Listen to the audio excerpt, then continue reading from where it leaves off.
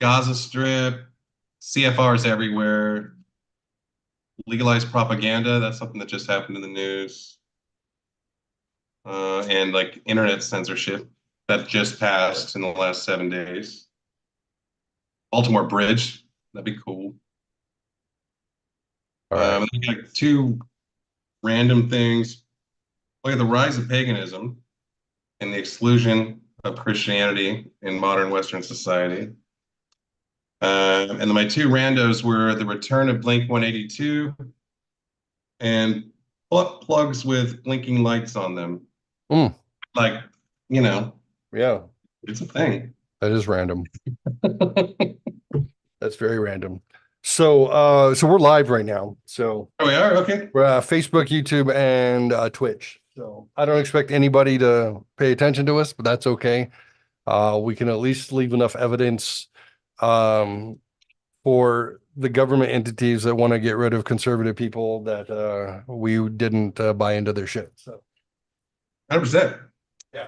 We'll probably could get some fucking whiplash reactions to this in the feeds then. We haven't done this for a long time. We might get some OG viewership.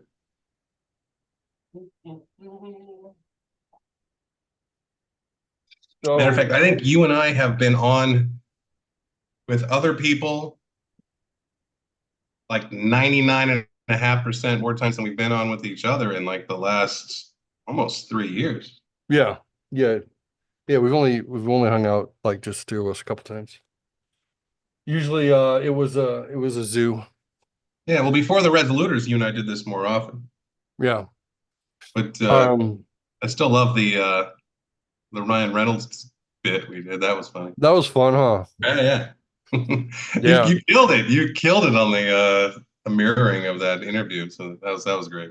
I want I wanted to do a regular bit, I wasn't Matthew, our friend Matthew, who was like, that was crap, that was stupid or whatever. He was totally criticizing me about it. I'm like, Oh, dude, he I was was just just being goofy, buddy. I was just being goofy. he was sandy because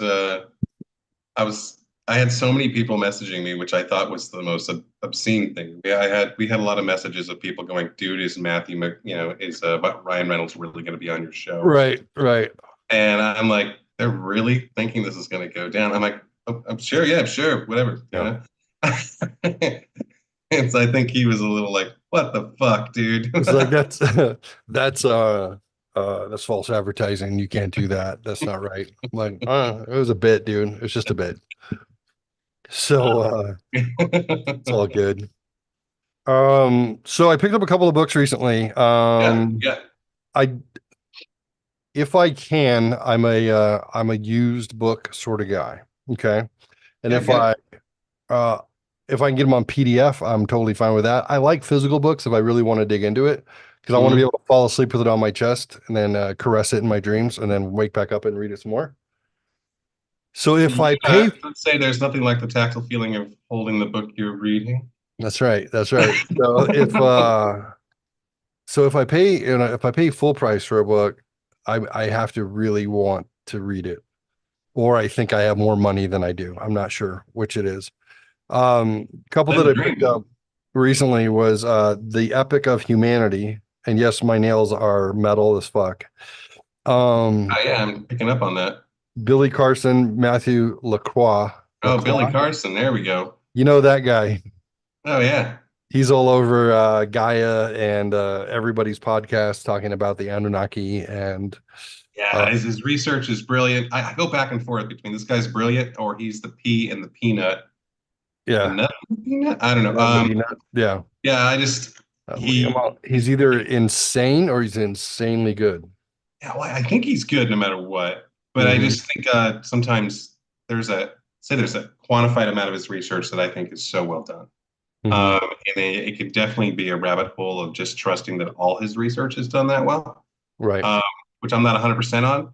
But I would say the Anunnaki stuff, ancient civilizations, dating of these locations, and his firsthand experience of being there, Hmm. um, his interpretation of the Emerald Tablets, that's a rabbit hole. But I I'm gonna mean, I'm gonna pick that bad boy up. The compendium, of the Emerald Tablets of Thoth. I didn't get that one. I got this first. It was like Cool. $29 for this tiny book. I know it supports the guy directly. I understand. Nowadays, that's nothing though. That's you're lucky you got it off of his publication on Amazon. Right. Right. Um, but yeah, I'm interested to go over the Emerald tablets of Thoth and the compendium of matching it up with other ancient texts. Like, 100%. That's that's fascinating to me. that's the get you on the comeback drug right there. Right. That's Like, all right. So Jesus said this was his teaching from God. Look, this is what he said. Look, guys, the knowledge is coming from somewhere. And the concept that I have a hard time wrapping my brain around it sometimes, but then I get excited when I kind of go with it is that Enlil or Thoth yeah. was also known as Yahweh and was a Also known as uh, Hermes, also also known known as as Hermes, right? Loki. Right. It's it. The physical Marvel manifestation fucked of a Loki for super me. That is, I don't know if technically supernatural being because of the claim to have lived for 30,000 years. yeah. So supernatural other than natural, right? Or according to Um, Carson, maybe that guy was just born before they changed the DNA. He's got the original wiring. he's got the original wiring. That's what they claim. Yeah, So, it's like when go watch some fucking Stargate. right, exactly. Had the wire. Well, I don't know if you had the wire. That movie, whatever. So, anyways, I find that stuff to Who's be compares? interesting, compelling.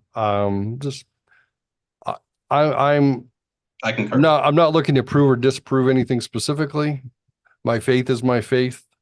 I still go to church and sing my hymns, and it is what it is in that regards. But I like the idea of people trying to answer for something more than like say all 6,000 years ago. Like Yeah, there's so much on Earth that indicates that there was pre-Diluvian yeah. civilizations that were far more advanced than we are that just got wiped out through either nuclear Armageddon or See what are I see the the track younger record. Dryas impact theory, like there Multiple floods, I think, is fairly provable. Like right, there's more than one flood. right. Um, Fingerprints of the Gods, Graham Hancock first got my attention in like 1990 with that. oh, I love Graham Cracker. That guy's great. Yeah. He did this series on Netflix that I'm a big fan of. He keeps his hands really loose, but because he doesn't, he's trying not to lead the audience. Because apparently, I think most people that would watch this documentary that he put on Netflix might be familiar with his work, but he Hmm. keeps it where it's open and approachable to people that are not. And he doesn't try to lead the audience in a particular way, but he gives some really good qualified evidence as into the nature of what you were just discussing. Yeah. It was actually number one on Netflix for quite a while. And then they started to try to shadow ban him, but there was enough people on Netflix watching it and clicking it. And, that might be just a like marketing gimmick if they was out there saying they were trying to shadow ban him. I don't Maybe. know, but Maybe. makes me, I'm all, ooh, I'm on the inside of this. No, but Well, yeah, right. Yeah, I got the inside track. Well, what's interesting to me, and for anyone paying attention, Graham Hancock um archaeologist, he's anthropologist, technically he's just a journalist who has adventure. he's dug into the history of civilizations, and he has had kind of the hot take of the 20th century, or say 21st, but starting in the 1990s into the 20th century of 100%. He's Indiana fucking Jones. He's in of person, on the ground, live in your face. what all those things could be. What are the stories of humanity across religions and across cultures historically? How do they line up? Who were the gods? Who were, what were the stories? And when you wind up going across religions, across cultures around the world, and you have things like pyramids that are built on the same with the same parallel with the same um, Any latitude, longitude, latitude and longitude there. Thank you. And they got the same coordinates for what is constellation. which one is that? The three Oh, they love Orion. Orion's very Orion. They popular. love that one. But when you start then seeing who are the gods, you have Quetzalcoatl, and you have, like you have these powerful white men in these histories of different cultures that all kind of did this similar thing, giving Yeah. It's a technology mirror of and of so-called mythology. Mhm. Um, but when you have the opportunity to look at it as in people are jotting down what they witnessed versus fables and story time, Right. evaluating it in that way, you start to see a real stark contrast or more of a comparison of similarity in these Yeah. stories, whether you're in Japan or Mexico or Egypt or the Mediterranean. It's I think it's like if you ever took a religious diversity class in junior college, this is the grown-up version. Mhm. It's just kind of like instead of leaving you hanging thinking everything's bullshit, Right. this gives you the archaeological level up to go, oh shit, Right. there's some facts here. So yeah, Yeah. it's fascinating. Yeah. Graham Hancock was one of the first to look at ancient history through that lens, and not as an archaeologist, but as a journalist, evaluating the information for being what was obviously presented.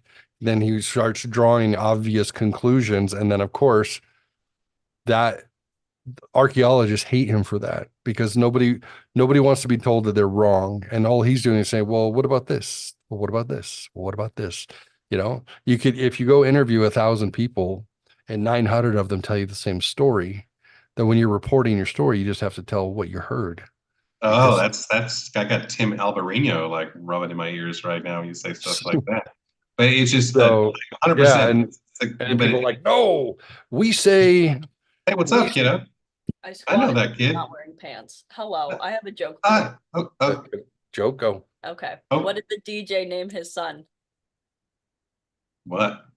Eric. Okay, bye. Eric. That was solid. That was pretty good. Thank you, Good luck child. finding your pants. Yeah. Yeah. I have a good friend named Eric. I'm gonna use Eric. that. Eric. It's good. Love it. So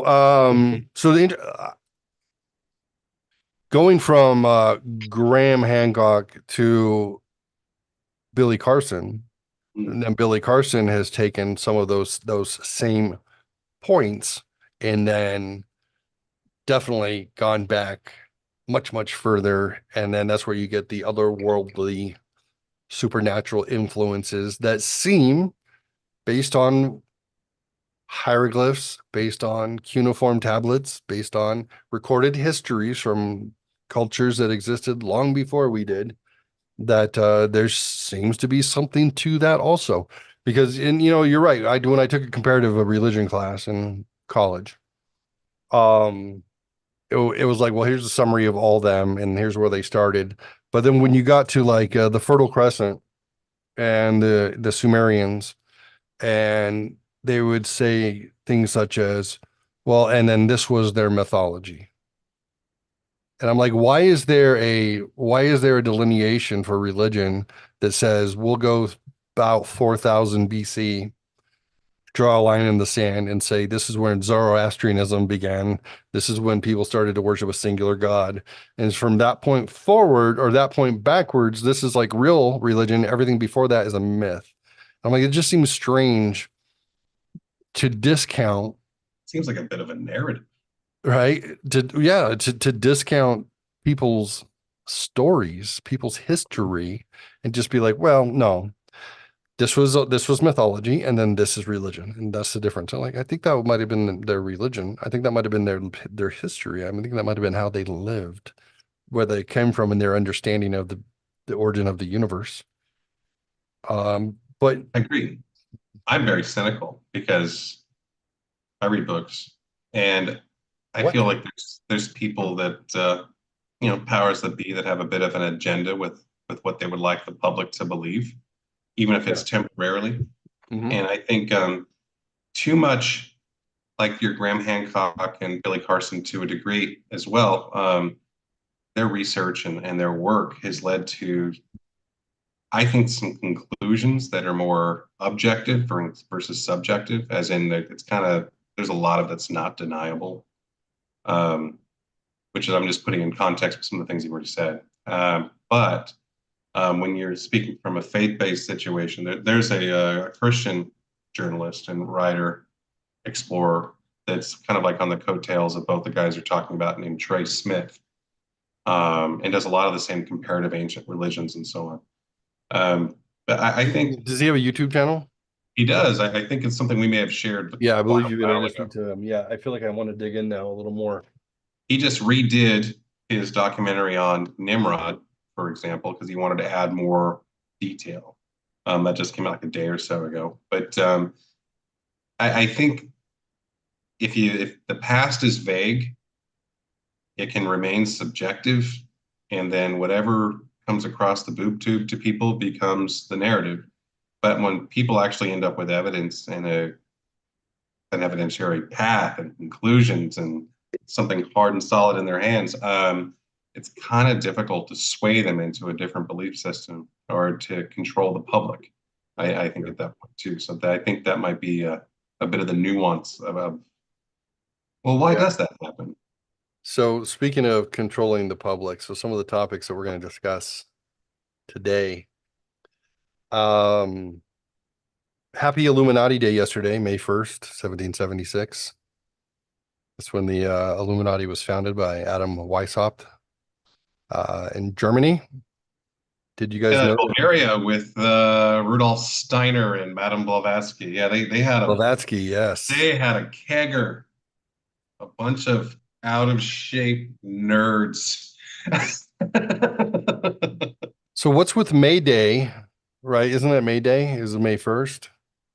Isn't I'm that learning from you. I'm learning from I you. believe that is the in communist countries, it's the one where they have the flagpole and then they have the like ribbons around the flagpole and they dance in circles and stuff. I believe that's May 1st. Some say that that is related back to celebrating the founding of the Illumination.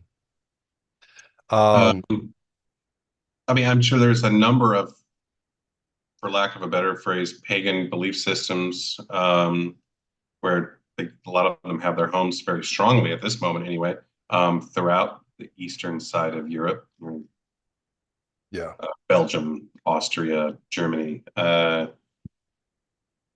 border countries, Ukraine. That would jump on that bandwagon, sure. absolutely.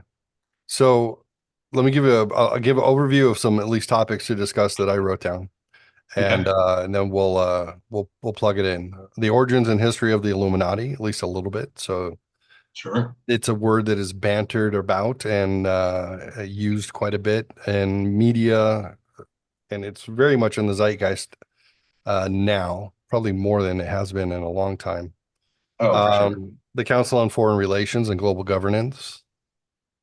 If On you guys this don't side, know yeah, about the CFR and how they shape global governance, and we'll talk about that a little bit. Maybe a little bit about the Rothschild family and banking dynasties, sure. or the Milner Group, We can get or the English royalty in there somewhere. yeah. And there's this assumption that world wars have been manipulated events, and I've seen some reels and memes out there from an apparent letter from Albert Pike to I think of Baron Mazzini in Italy. There's a Well, purported. Mancini is a very important figure in the Illuminists. Mhm. And I don't know if you guys haven't seen that. There's supposedly this letter out there where Albert Pike was a Civil War general from Arkansas.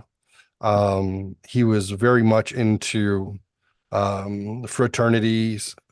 He was into masonry. He actually created Scottish Rite Masonry as well as other sects of He's a masonry. Catholic priest as well, was he not?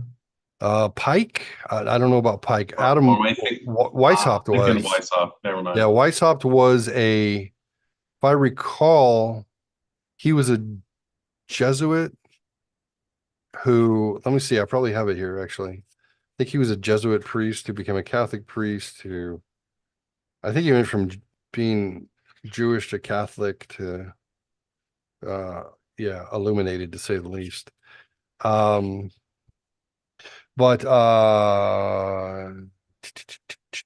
what was I saying? Connections and interaction between secret societies. Oh yeah. So there's an assumption now that I think it's becoming more and more clear with the age of interwebs and the ease of communication that people are starting to see that maybe everything that's going on is a plan, and I don't just mean divine, providence, but maybe something Yeah. more controlled by men in the right places who have a goal of a certain outcome. Now, yesterday, if you have Hulu or anybody who has Hulu, The King's Man, which is an action movie, number 3 of the Kingsman action series, just became available on Hulu on May 1st. And So, I um, just canceled that. Okay. Damn it. We'll figure something out. Not to worry. I may have a login you can borrow. So I finished Shogun, man. That was it's the movie is an action movie that takes place around World War One, and it's all based on this Her Majesty's Secret Service sort of thing, and the spy. But the premise of the story is that there is a shepherd who is a all-powerful member of, or like leader of, a cabal that is manipulating world events in order to get control and create a one world government.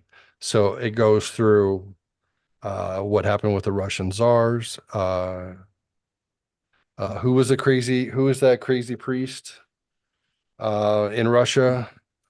What was his name? Rasputin. Rasputin. There you go. So the assassination of Archduke Franz Ferdinand. And It basically shows that this is a manipulation by this cabal.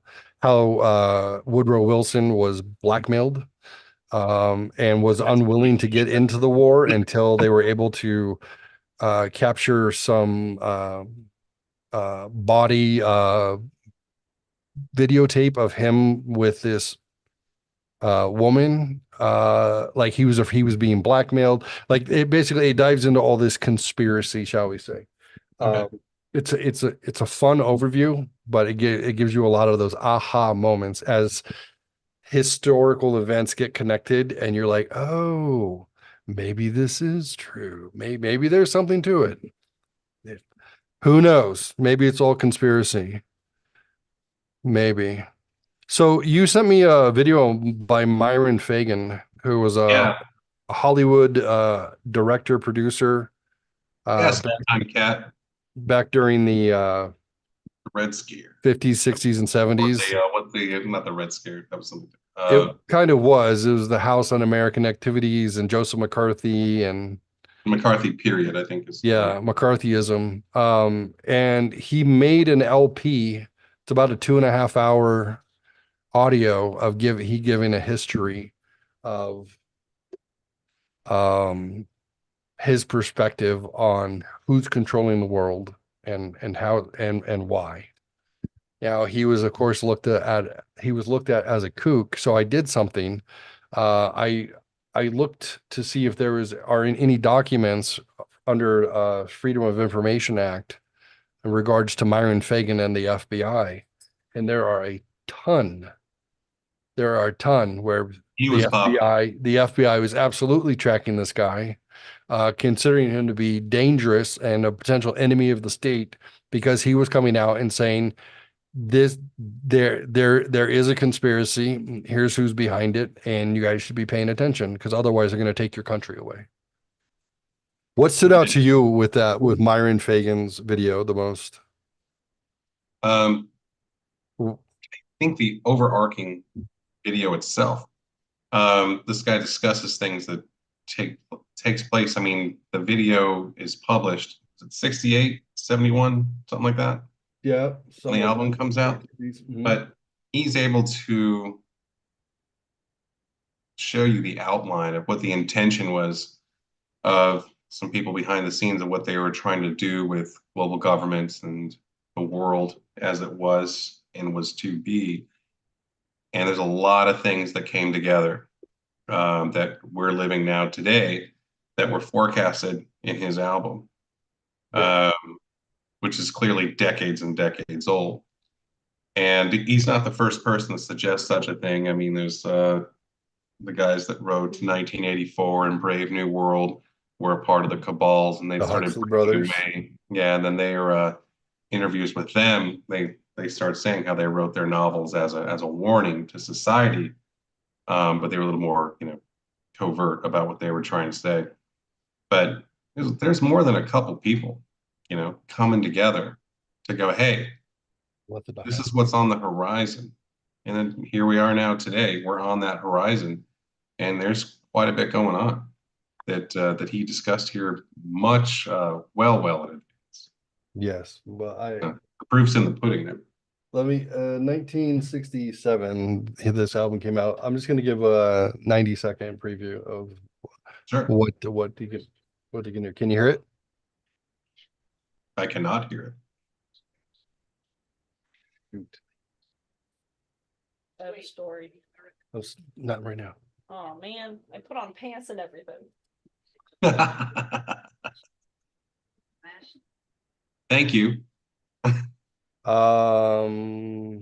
Yeah, it wasn't sharing audio. Well, oh well, we don't need the audio. Fine. I recommend it. Look up Myron Fagan, Fagan, and you'll find it. It's Illuminati and the CFR. So he gives a nice history. I also picked up a book that is basically the written form of his 2.5 hour speech, as well as commentary by another person that really digs into this and explains the connection between the original Illuminati and how governments have basically expanded to carry that same principle with them. Listen to this. This is something that stood out to me. So this is regarding Adam Weishaupt and the Rothschilds. And who's Adam Weishaupt again? He is the founder. He's the guy who founded the Illuminati in Germany. Okay. So Weishaupt completed his task on May 1st, 1776.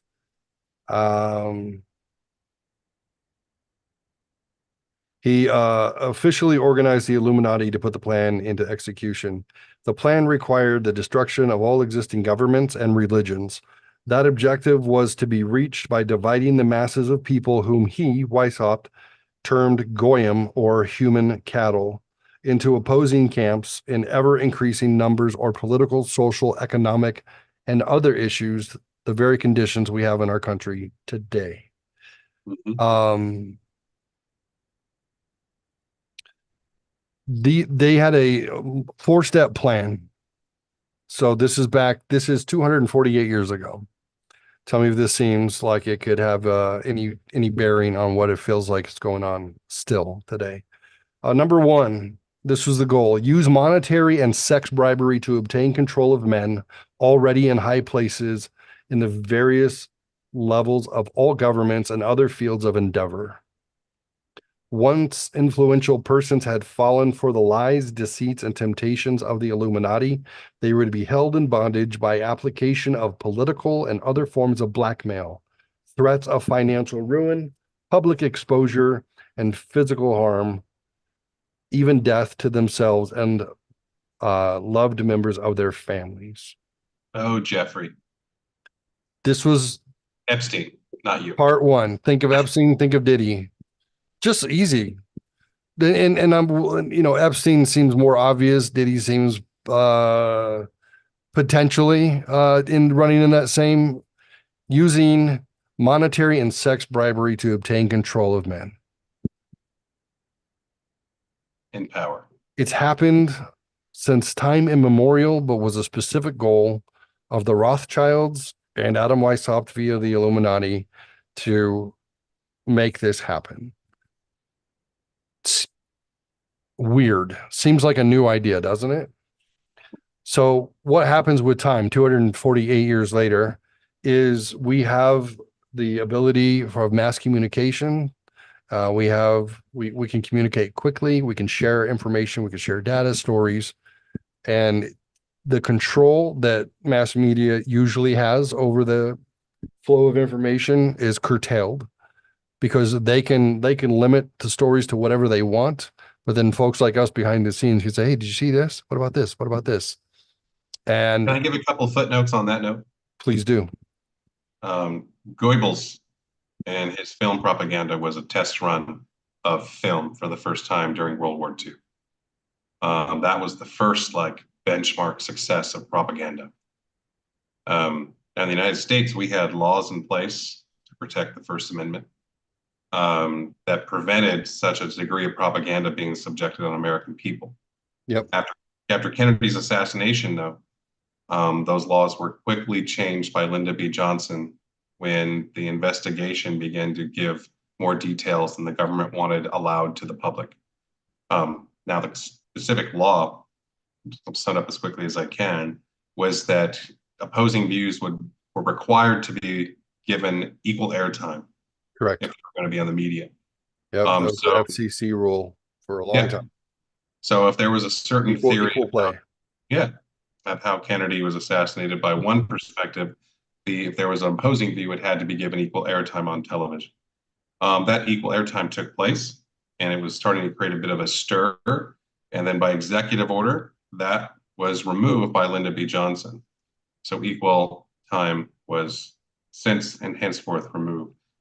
That jumps up again to when propaganda was illegal, in the Obama administration, by executive order, made propaganda legal very quietly.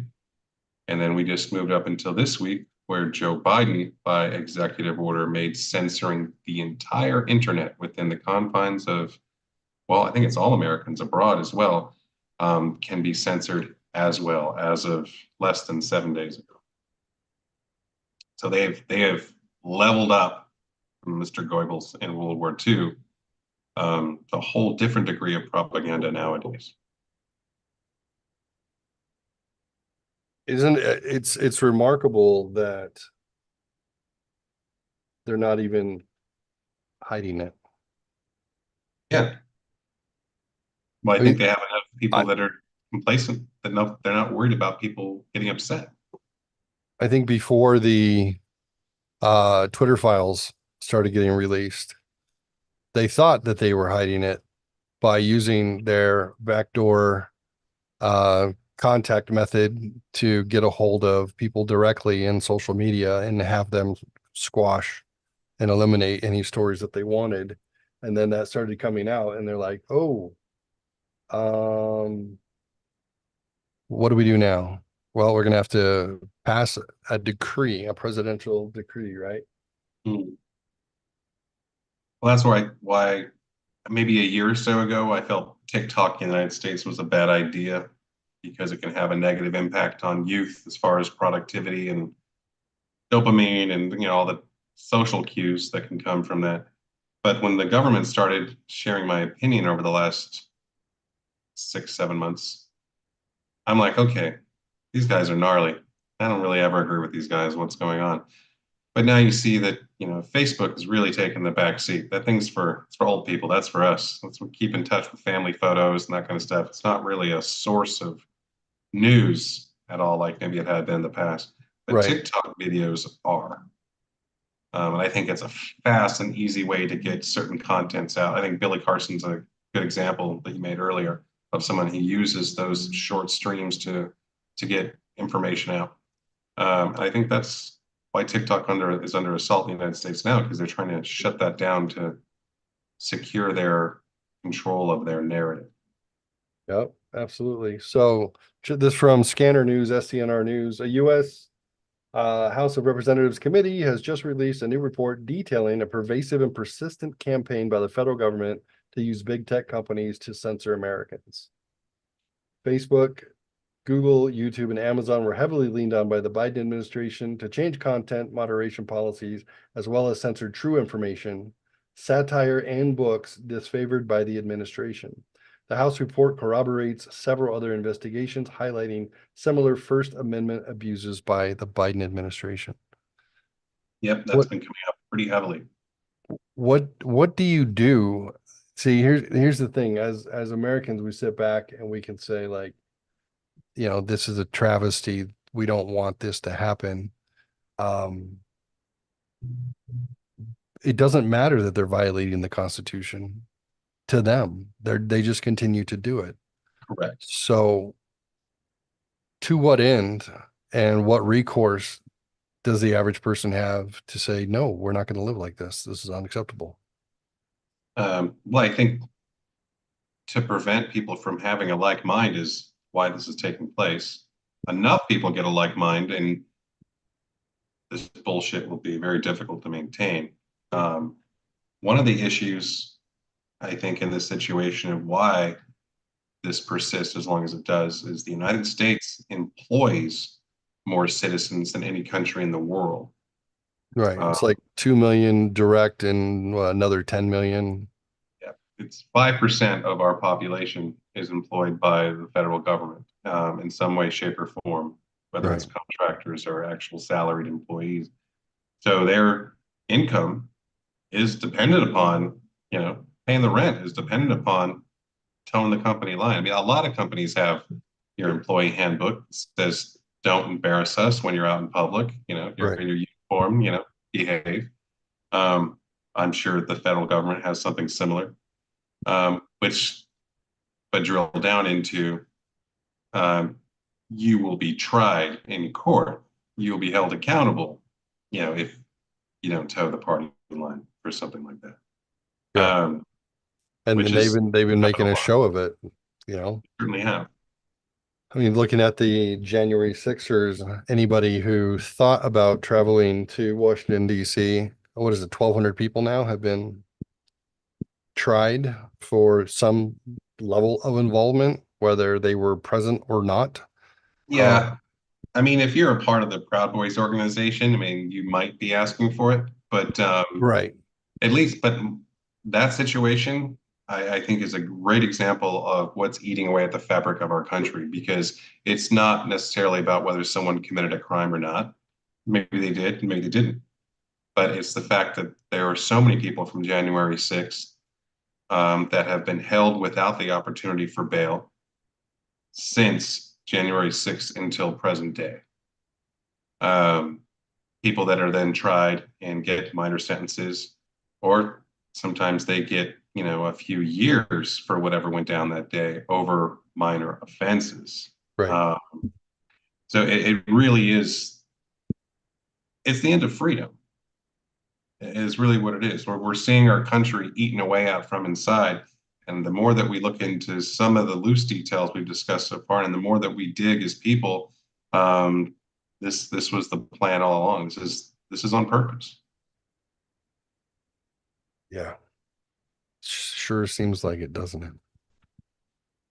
Yeah. Uh, well, here's the thing. If it's been a plan this whole time, then shouldn't we be able to predict where it's going and get in We front of can, it? but there's also been people that have gotten in the way as well. Like when you talked about Woodrow Wilson, they were trying to start what we call the United Nations today, back then called the League of The League of Nations, Nations, yeah. and the Russians messed it all up. The czars really made a shit show of that endeavor, and the United States public wasn't really a fan of it either. But Woodrow was willing to sign the papers, and then League of Nations did not become a thing, and that very much put this path of the Illuminati on its ass.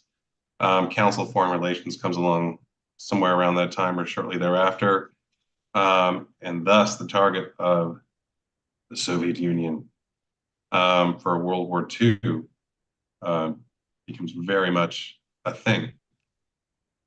And then we conclude World War II with forming of the United Nations. So try again. You will succeed. What's that old joke or expression? How do you get to Carnegie Hall? Practice. Practice. Yeah. So they're not successful all the time, but they're definitely good at learning from their mistakes. Right. Yep. And if you are part of a non-elected NGO or even a government organization, you get to keep pushing your agenda behind the scenes, regardless of who is front and center, trying to get in the way of it. If you look at when Davos happened, the World Economic Forum kids, they already predicted that Donald Trump is going to be reelected, and they're going to have to work through that. You know, they predicted this, what was it, 9 months ago? They said, well, it looks like he's going to get back in because you can't stop the momentum Right. of that. So they're trying to make plans on, well, what do we do during that 4 years in order to not lose our grip and our control of making sure our plans are executed. So maybe things quiet down for a little bit. Eh, And if you Maybe. if you look at the history going back now since World War One, it's been speed up, slow down, speed up, slow down. They realize that there is a um the what was that called when you're falling out of an airplane? Terminal velocity. I think Okay. they realize that there's kind of a terminal velocity when it comes to um destroying government institutions, destroying religious institutions. They get to a point where they're like, okay, if we keep pushing at this point, everything's going to implode. You know, it's not going, it's going to self-destruct, but they're patient. They're just like, And okay, I think some of the things, I agree with you. I think some of the things we're seeing in our recent timeline, though, they've been trying to stage that exact end result. Um, I think, I think even Donald Trump was surprised he got elected for the term that he did have.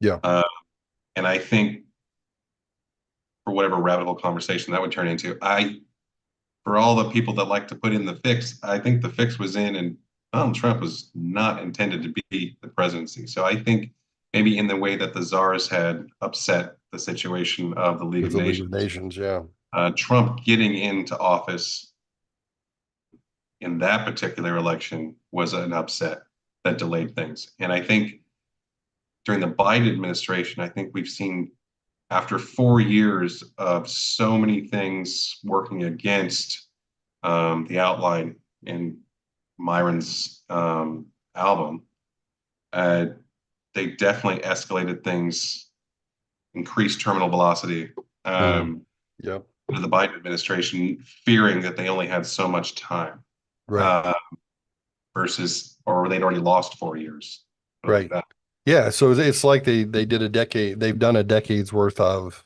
damage. uh, progress and from their standpoint, which is damage to our way of life and our culture.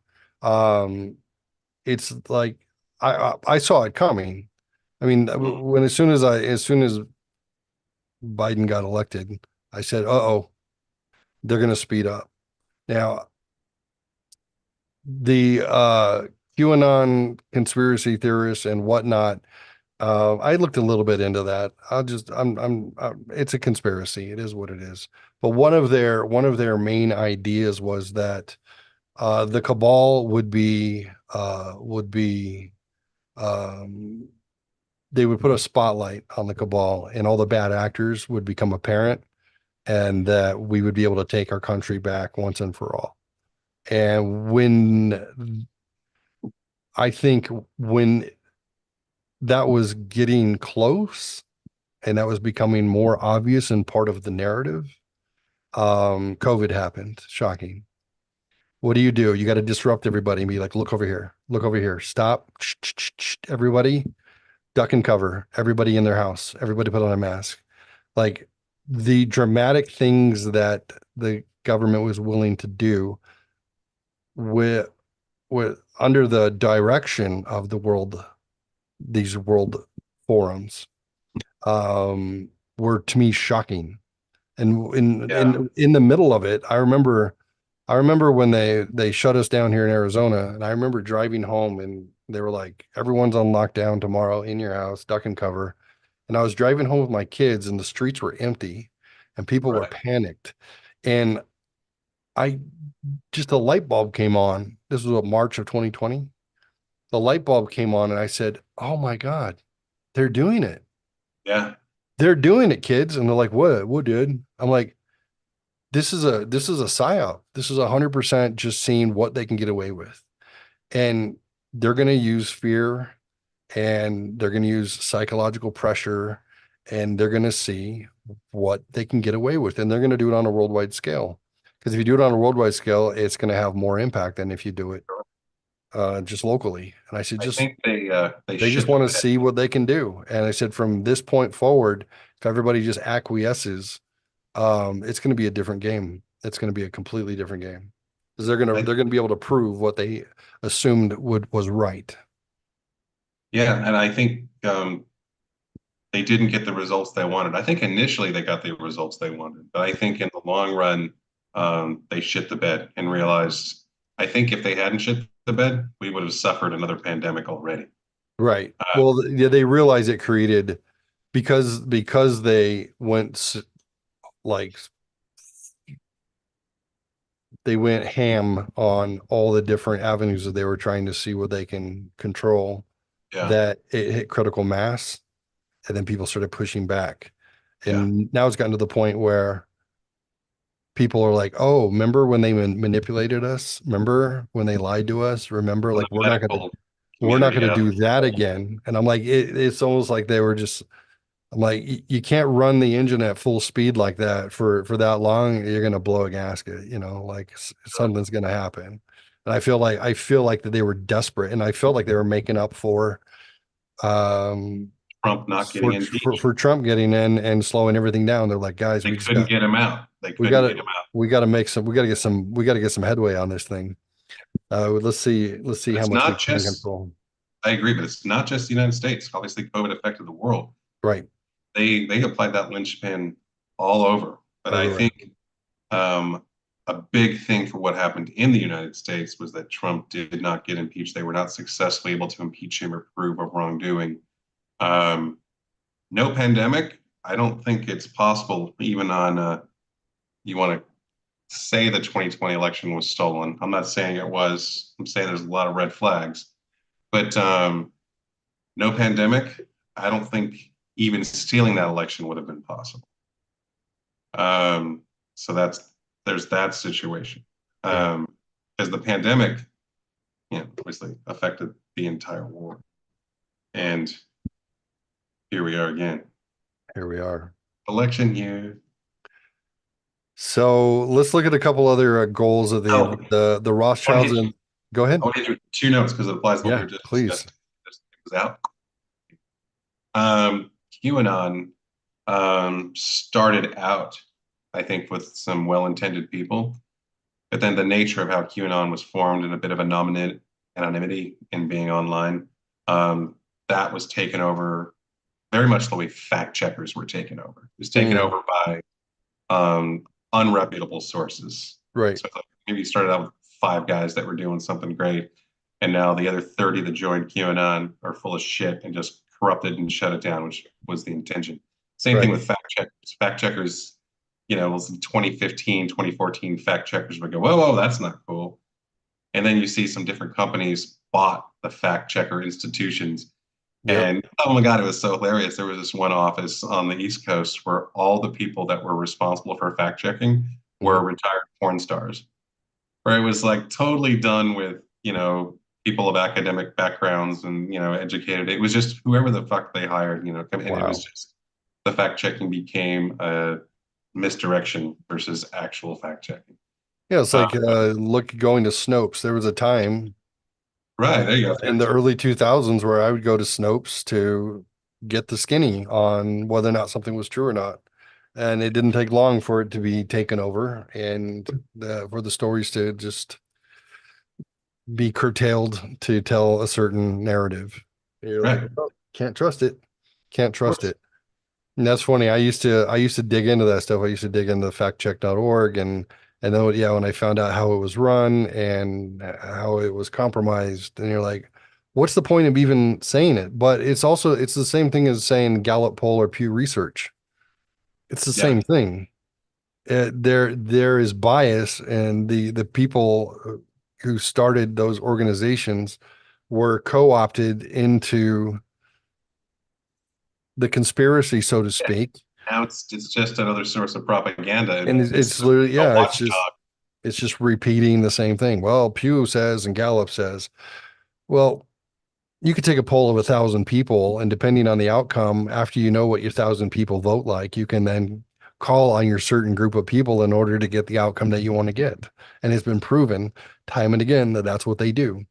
You know that, you know, these 400 people answer things like this. So if you want something to get that, you call those 400 people. Hey, what do you think?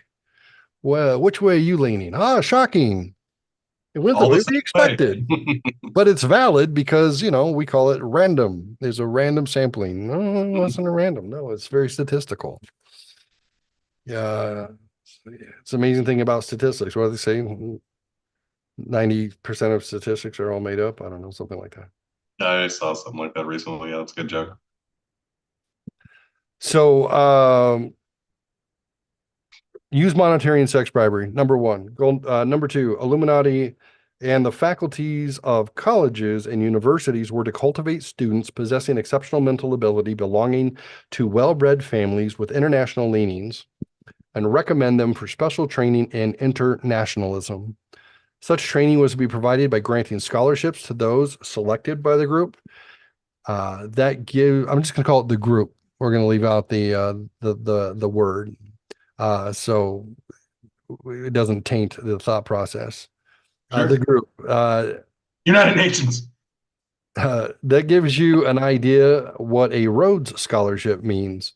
It means indoctrination into accepting the idea that only a one world government can put an end to recurring wars and strife.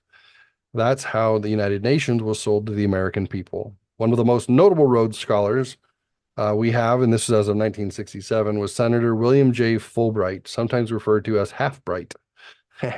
His entire voting record spells the group. All such scholars were to be first persuaded and then convinced that men of special talent and brains have the right to rule those less gifted on the grounds that the masses don't know what is best for them physically, mentally, or spiritually. You know who else used to think that way? Who? German nobility. Oh, Which I used to happily call the good Germans. oh yeah. It was less about being anti-Jew. It was more Well, about, oh, those poor little folk don't understand. We got to take care of them. right.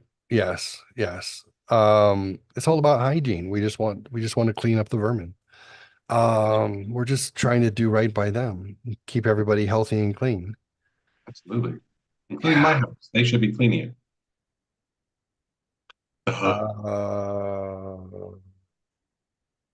Number three, all influential people trapped into coming under the control of the group, plus the students who had been specially educated and trained, were to be used as agents and placed behind the scenes of all governments as experts and specialists. Rhodes Scholars, Bill Clinton. Rhodes Scholars, Susan Rice. Rhodes Scholar. There's a list. Yeah, it goes on and on. Experts and specialists. So even if you weren't elected, Cabinet. they made sure that you were in the cabinet. That's right. So they would advise the top executives to adopt policies which would, in the long run, serve the plans of the group's one world conspiracy and bring about the destruction of the governments and religions that were elected or appointed. They were elected or appointed to serve. Interesting. McNamara, Hubert Humphrey, Fulbright. Alan These are all Dulles. folks. Dulles, that's right. Perhaps the most vital directive in Weishaupt's plan was to obtain absolute control of the press. At that time, the only mass communications media, to distribute information to the public so that all news and information could be slanted so that the masses could be convinced that a one world government is the only solution to our many and varied problems. So that was a four-step plan created by the Rothschilds and Adam Weishaupt in order to fix things. Now, understand that I wish I was a progressive lefty. I wish I had the mentality and to do that, to think that way, because to me, life would be so much easier if I could just say, we all need to be loved and we all deserve whatever we want. And I'll just give the control to the government to tell me what to do, and I'll be happy with it. It's fine, whatever it costs, it doesn't matter. I have days where I honestly wish, because I'm literally going to bed and praying for our country at night, praying for leaders to lead and not just give away the farm. Praying for people to wake up and say no, stand up, get involved in local politics, get involved in your neighborhood politics, start saying no, this is what's important to us. This is our culture, this is who we are. And Starting to sound like a Texan, son. that's right. That's right. And I don't know. It just stresses me out. I'm like, I wish I could think. I mean, think of the idea. Tell me what you think of this. One world government. I look at it as an assault on our culture, our constitution, and our way of life. That's how I see it. I'm proud to be an American, and I think that America has tried to do more good than evil. Definitely not saying that we haven't done evil, because we have, but I look at it as a country where you have an opportunity to participate in capitalism. You have the opportunity to raise your children with whatever religion and culture you think is important to you, and live a life that is at least somewhat fulfilled based on those freedoms. The one world government idea, if you think about it, their idea was that in order to stop world wars and in order to stop the global conflict, then if we can unite everybody as one, kumbaya, and we can control it universally, then all that crap will go away, because human history is rife with murder, conquest, and conflict. It absolutely is. So if you think about it from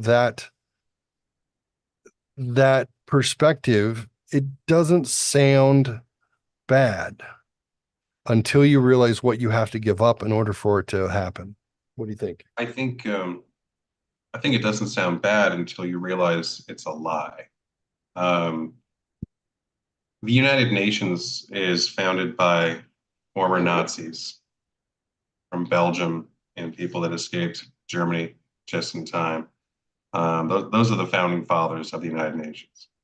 Project Paperclip was the conduit that put a lot of the people from Germany during a fascist dictatorship in key positions of power in this country, as not to mention London, where they were already in position, as well as the former Soviet Union. 1,200 Nazis adopted and said, "Come here. We'll protect you. Keep doing your thing." Yeah, then they founded NASA. So it's just DARPA. yeah, the idea that the United States has done a lot of good things, I think that can be true up until the point when we signed away our sovereignty with the Federal Reserve Bank. Because that's when people started pulling the strings on this country that weren't the drivers. Mm-hmm. There's some backseat driving going on there. He who controls the money. Opinion. Yeah. Right. And that's the same rough organization of what we just spoke about with the United Nations and the Federal Reserve Bank. There's going to be overlap there. Davos. What's the other one? WEF. Not the World Economic Forum, but the Bilderbergs. Bilderbergs, yeah. A lot of these things are like you have, I'm a member of that club the too. Queen is the Pentaverate. There you go. But this is a ongoing global effort that's spanned generations with the goal in mind of doing exactly what you were talking about. And the illusion is that it's going to end war. But it also means an end to the way of life or the choice of the individual, not just here in the United States where it should be, sacred, but across the globe. And at which point that just means we've signed on to slavery. But the thing is, though, these people that are offering this rainbow and pot of gold are the exact same people that have instigated every war for the last 200 years. World War I, World War II, they've killed millions financing both sides of these conflicts, ensuring that these global conflicts took place. These are the people offering us global peace. If we just give them the keys to every car, Yeah. it's not true. So It's gonna be worse. listen to this. This is an interesting way to support this. I brought this up before. The letter from Albert Pike in 1871 to Giuseppe Mazzini, who was an Italian revolutionary leader in the mid 1800s, as well as a director of the Illuminati in the period. This is what he wrote. These are extracts from the letter, and this was in the British Museum Library of London until 1977, and then they buried it. This is what he said. The First World War must be brought about in order to permit the Illuminati to overthrow the power of the czars in Russia and of making that country a fortress of atheistic communism. The divergences caused by the agentur of the Illuminati between the British and Germanic empires will be used to foment this war. At the end of the war, communism will be built and used in order to destroy the other governments and in order to weaken the religions. Remember, this is 1871. First World War was 19 teens, okay? The Second World War must be fomented by taking advantage of the differences between the fascist and political Zionist. The war must be brought about so that fascism is destroyed and the political Zionism be strong enough to institute a sovereign state of Israel and Palestine. During the Second World War, international communism must become strong enough in order to balance Christendom, which would be then restrained and held in check until the time when we would need it for the final social cataclysm. The Third World War must be fomented by taking advantage of the differences caused by the agentur of the Illuminati between the political Zionists and the leaders of Islamic world. The war must be conducted in such a way that Islam, and the Muslim Arabic world, and political Zionism, the state of Israel, mutually destroy each other. Meanwhile, the other nations, once more divided on this issue, will be constrained to fight to the point of complete physical, moral, spiritual, and economic exhaustion. We shall unleash the nihilists and the atheists, and we shall provoke a formidable social cataclysm, which in all its horror will show clearly to the nations the effect of absolute atheism, origin of savagery, and of the most bloody turmoil. Thus, everywhere the citizens obliged to defend themselves against the world minority of revolutionaries will exterminate those destroyers of civilization and the multitude disillusioned with Christianity, whose deistic spirits will from that moment be without compass or direction, anxious for an ideal, but without knowing where to render its adoration, will receive the true light through the universal manifestation of the pure doctrine of Lucifer, brought finally out in the public view. I've read it. It's on cue. Thus, you now have the beginning stages of well, not the beginning stages, but the ongoing stages of the erosion of Christian values in the United States. Yep. More so, the rise of out in open public and the celebration of paganism. Yep. Just pick a YouTube video that somehow relates to the operation of CERN, and also how rife the belief systems are that piggyback on the Luciferianism in Austria and Switzerland and Belgium, that very much have a home here in the United States as well, just not quite as celebrated. So I think that's staged out pretty perfectly. Doesn't it sound like it?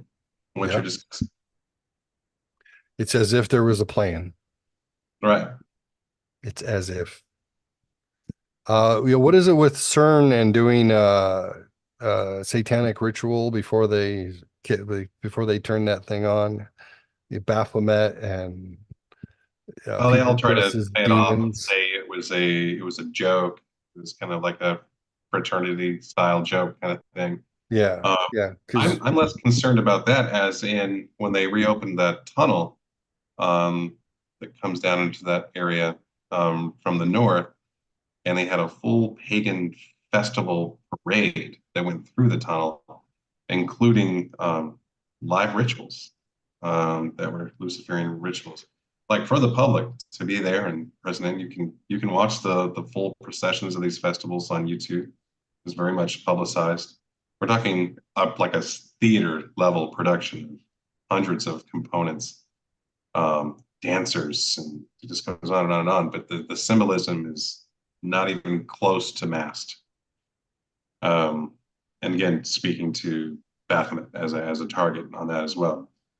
So it's in our face. It's not just trying to read into a halftime Super Bowl show that or somebody right. on the sidelines with Blake Lively goes like this for a second. Ah, they're in on it, and just like maybe they are, maybe they're not, maybe they just put their fingers in their pockets the wrong way. And I was just like, but when there's people in concert, like not Lady Gaga's concert, but in that tunnel, like a full festival production and the level of detail that goes into that. Um, yeah, that's not Directly worshiping yeah, it's not subjective. demons and Satan. Yeah, It's not like, it's not reading between the lines. It's going, oh, you're doing that. exactly. That is what you're Calling it what celebrating. it is. And the interesting thing about where they built the CERN collider, interesting enough, I found out there are 30,000 Hadron colliders on the planet Earth. Oh, They're not all of that size. CERN, I think, is the largest. Um, but if you look back through history of that piece of real estate, is identified through a couple different ancient civilizations as the gate to hell. That specific real estate was the entrance to Hades. Um, Nothing to do with Mount Hermon in Israel, but how did they call it? It was either starts with A, the name of the place specifically, not Armageddon, but it'll come to me at a time that I don't need to recall it. But uh, I looked through it and researched it in a few different ways, and it comes back pretty consistently. So that's kind of weird because that's not subjective either. so Um, for those who don't know what CERN is and Hadron Colliders, give me a brief description of what they were built to accomplish to technically. accelerate particles to the speed of lights in a circular motion. So when they collide, they're trying to um, recreate the moment of the Big Bang of creation. So they're trying to understand the nature of creation by recreating the initial moment. Um, that's the overarching theory. There's plenty of other things to discover about nuclear science and generating energy. A lot of them probably positive sources of energy. They're clean through these experiments as well. Um, but that's the overarching thing: accelerating particles to the speed of light and then colliding them together to see what they can glean about the universe. Tucker Carlson on Joe the other day.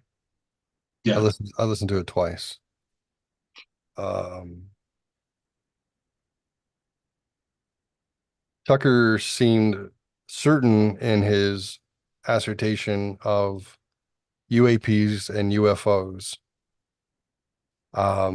being understood to be supernatural, other than natural beings, entities that are not otherworldly, that are of this world or of a plane of existence, running parallel with our world, yeah, that have created damage, injuries, and death the need for government installations to move in order to avoid being struck by these objects that act in a way that Yeah, he gave some broad stroke reference points there, but I think he also showed the words he used. Definitely, he was speaking to an audience that was familiar with the material. I think on right, that particular excerpt, but he's suggesting that the idea of aliens or spaceships, um, they are the objective evidence shows them move in a way that defies gravity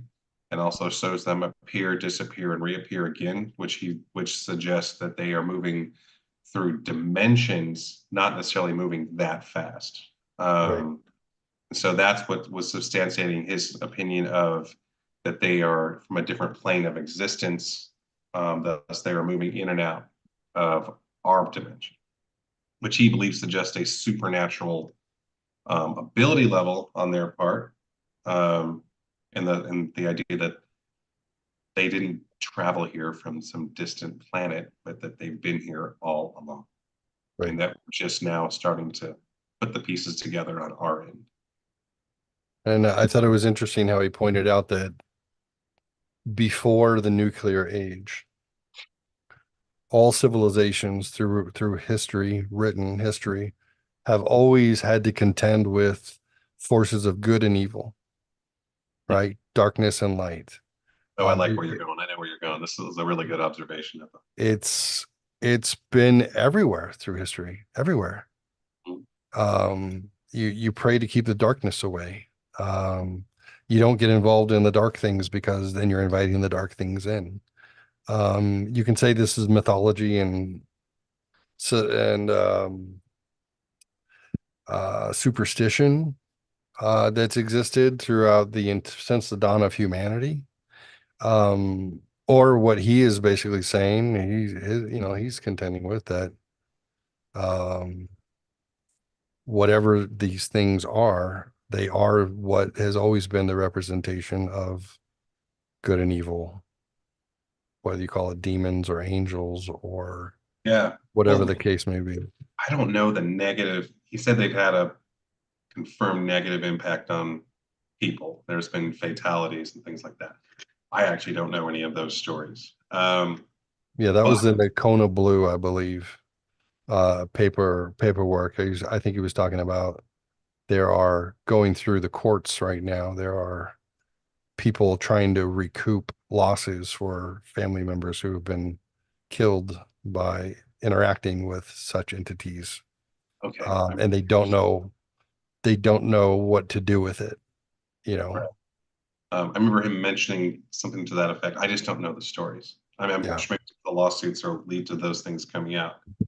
Um, but what I do feel is that there's enough evidence to suggest these things are going on. The perspective I think that you were leading up to or alluded to a little bit was that there has been a belief in or spirituality and faith in some degree, shape, or form, regardless of religion, has been a part of mankind for tens of thousands of years. Yeah. And the idea that we are dissecting ourselves from belief in spirituality is a very recent thing that has less of a following to it of less than 100 years. Yeah. Um, so proceeding tens of thousands of years, all the way up until very recent history, the world as a whole had a grasp that there was a spiritual world. There were entities that lived in dimensions in such the way as we're talking about, or Tucker Carlson was talking about these UFOs. I putting it in that framework as he did, and then line that up against Weissoff's plan to essentially build the false belief system of atheism in an essence of way to manipulate the public into getting closer to global government and being manipulated by his little circle of generational Luciferians. It's just it's convenient that all those things add up. But it's also when you think about if you've had a spiritual experience in your life or you've had a moment of prayer where you felt it was answered or um, you had a tarot card reading and found out that I'm really glad I didn't turn left on Broadway yesterday, or something. that maybe there's a little more to it than just bullshit. Yeah. Yeah, absolutely. And the thing is, I think more people have had that experience than not. But I think that the secularization of the West specifically has taken that experience away from people and written off as something. Yeah, It's all in your control head. through ridicule. I went, Right. there's a number, I think a couple of different guys I've seen on YouTube that are former employees of the CIA that talk about the value of using ridicule in forms of propaganda to control the public. Hmm. I think social media during the pandemic was a good example of that, where even when people didn't agree with party line that was being served to us on social media or television or whatever, they still spoke the words like they did. They still avoided conversations that contradicted the party line because they didn't want to be ridiculed by friends and neighbors on Facebook, Right. um, or being mocked at the grocery store at the checkout lane. So ridicule's powerful. Tribalism is it becomes very easy to manipulate, right? So people want to be accepted into their tribe. They don't. Yeah. I mean, I think other than public Oh, speaking my and daughter Cora spiders, would love this conversation. She loves chatting about tribe. think other than public speaking and spiders, not belonging is probably, as strong as a motivator or, for anybody to toe the line. People want to belong no matter what. And they tested and improved that. Like just within the last couple of years. They just showed it on a universal global level that people want so bad to belong that you can literally tell them, hey, what you see is not what you see. Doing your own research is dumb. Just trust what we say and get in line. Otherwise, you're a bad person and no one's going to like you. And people are like, oh, okay, yeah. And I remember reading Jordan Peterson in 2018, and when he was first kind of hitting the national stage. And I remember he said that he researched communism and fascism um, because he wanted to understand psychologically the difference between somebody who can commit a mass atrocity and somebody who couldn't. And through that discovery, what he came to understood was could be just as susceptible as anybody to doing evil things in order to fit in. And that throughout history, it's not necessarily as cut and dry as these are the evil people and those are the good people.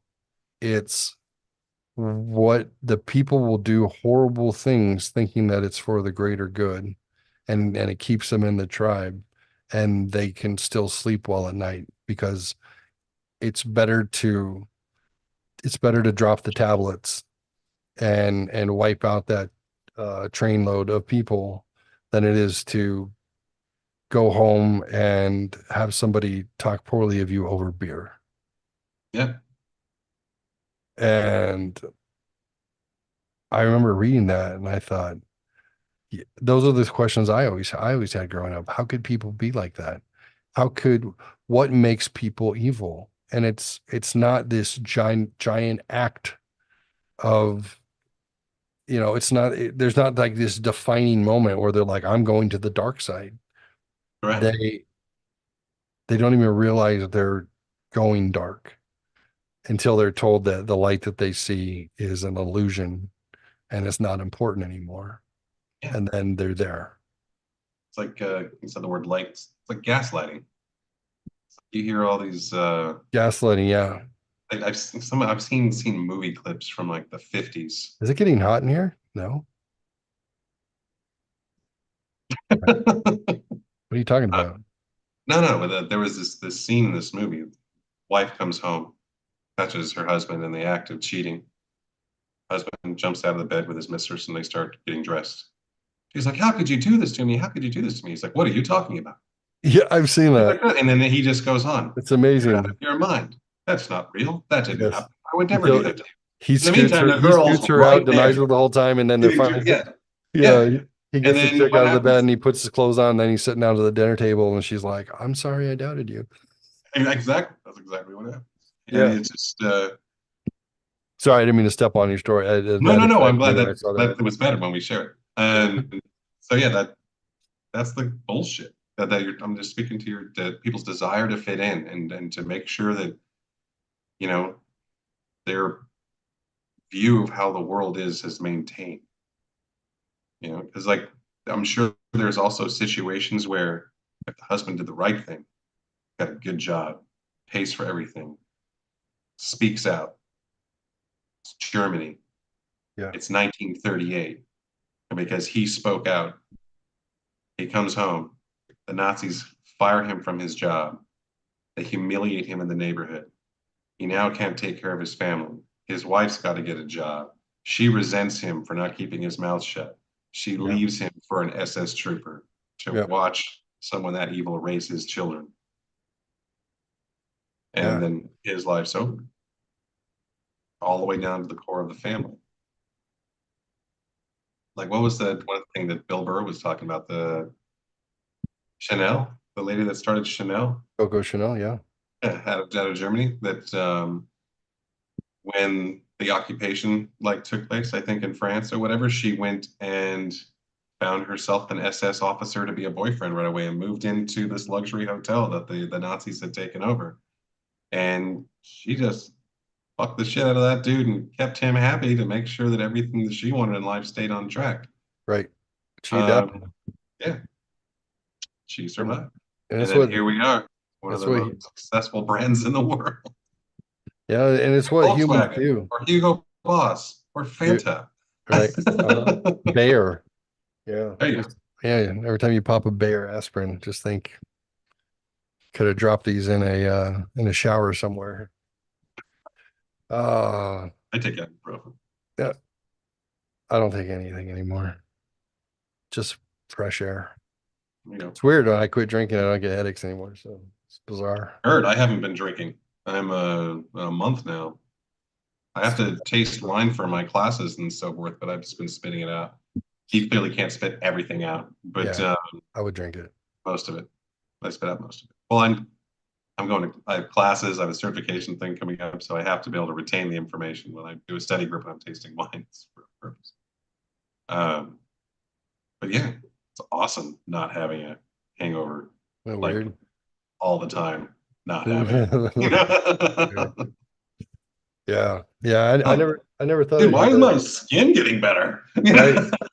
It's like I'm not dehydrated. I never thought I'd hit a lifetime maximum of, that's enough. All right. Yep. I did about 100 years of drinking in 50 years. So that's about good. I'm good now. Yeah, I Uh, think you're caught up. yeah. I'm like, I like this feeling. I never thought I'd get addicted to feeling normal. That's nice. I realize I have an addictive personality, so I just stay addicted to being sober and it works better for me. So That's terrible. You said I never thought I'd get addicted, but you turned, and so your mic broke up a little bit. So it sounded like just I say never thought addict. I'd eat a dick. I'm like, I didn't think you would either. I never thought I'd eat a dick. That took a turn. So I have a question. What do you think? I think we've kind of explored that there has been uh, a group of people who, in some form or another, over time, since 248 years ago, have wanted a certain outcome. Um, it seems like it is the quickening is here. It seems like things have been speeding up quite a bit. Um, and we also touched on the fact that human nature, um, is such that people are afraid to step up and do something. And if you think about it, now that I'm 50, I realize that we don't spend a lot of time on this earth. You know, Yeah. we don't. We have certain priorities and things we want to accomplish and things that make us feel like we're living a life, worth doing. Then we see things falling apart. And I worry that this just continues and is it just a natural course of events that those with the money and the power and the foresight and those with the long game will eventually get what they want? Or, is this the fall of the Roman Empire? Or is this something else? What d- what hope do you have, if any, that we're going to be able to pause? I don't think we can stop this. I think we can slow it down. Um, Maybe that's the fight of our lifetime, being a part of slowing it down. yeah, it could be. I was listening to you talk about how we spend the earlier part of our lives, and it's just um, that's one of the things where I feel I've been grateful so many times when I come back to this idea of that I had my children young, because no matter what else I would have been doing with my time, the time that I did actually spend was spent on keeping us alive, keeping the lights on, and making sure they grow up to be great people, and they are. Um, could have wasted a bunch of time on doing a bunch of other stuff. Um, so now I'm at this point, and I feel certain things that distract us when we're younger, though, as well, is maybe it's keeping up with the Joneses. Maybe it's accepting what they sold us as this is what being happy is. Yeah. So because now it's like as I remove expectations in my life of how other people should behave or treat me, because now I'm not happy because they said this or did that. As I like remove those things from my life, um, I can enjoy time with people that used to really piss me off because I've let go of my attachment to it. Yeah. I can, find even more value in different places I've lived in this world, and I've had different complete types of friends. They could be like frat boy meatheads, they could be chess club members, they could be artists, whatever it is. I've had that opportunity to appreciate that. Um, and so that's the kind of stuff I wish was the party line, from when we were growing up to encourage us to stay 9 years old, when it's less about fitting in, and more about just appreciating life with a lack of expectation. Go for the experiences. Like the Burgess Meredith and Grumpy Old Men. It's all about the experiences. Yeah. Did you mount the woman? No, it's just I have a pound of bacon for breakfast, pound of bacon for lunch, and I drink for dinner. I think God has forgotten about me. I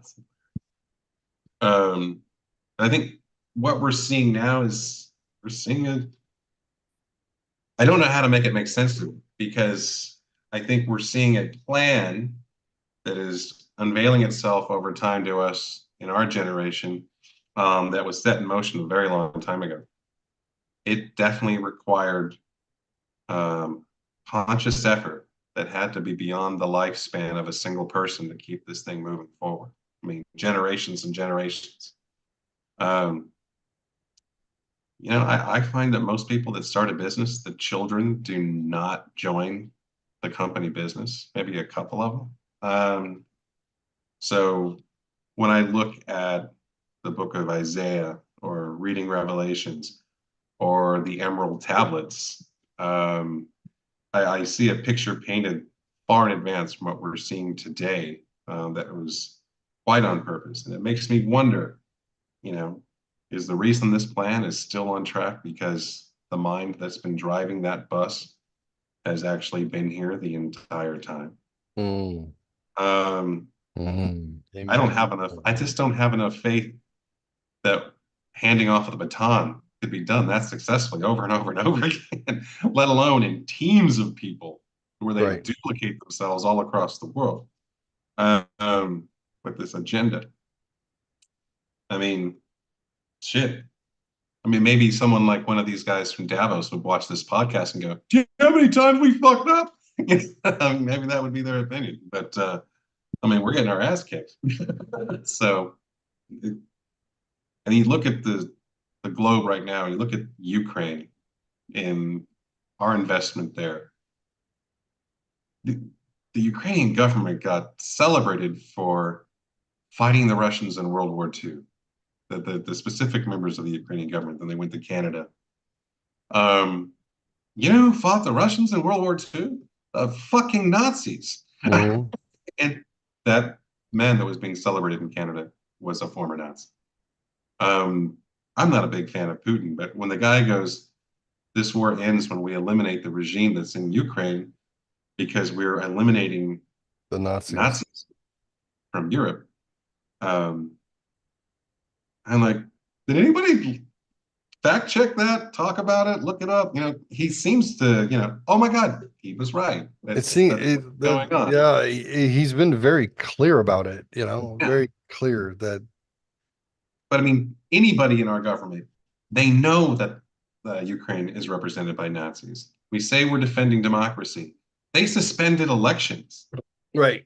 Kiev or the Donbass or whatever that little area that they've been most in contentious over, those people in elections voted to secede from the Ukraine and to join Russia. Right. And so what we did with the CIA was remove leadership, suspend the results of that election, and escalate a war. So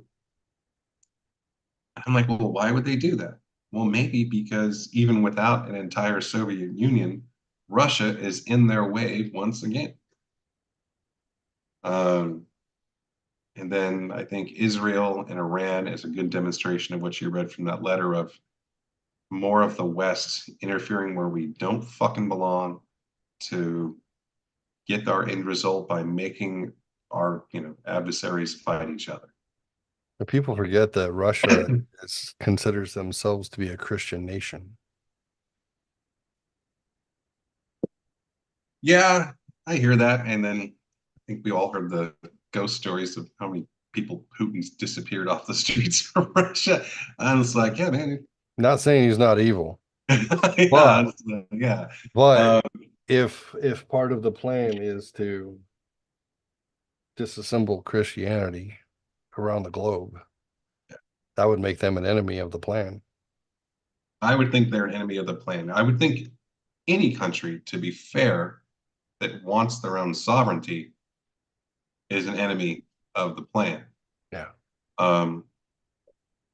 When we made up all that shit about Iraq and those weapons of mass destruction, No, they were there. They were buried in the desert.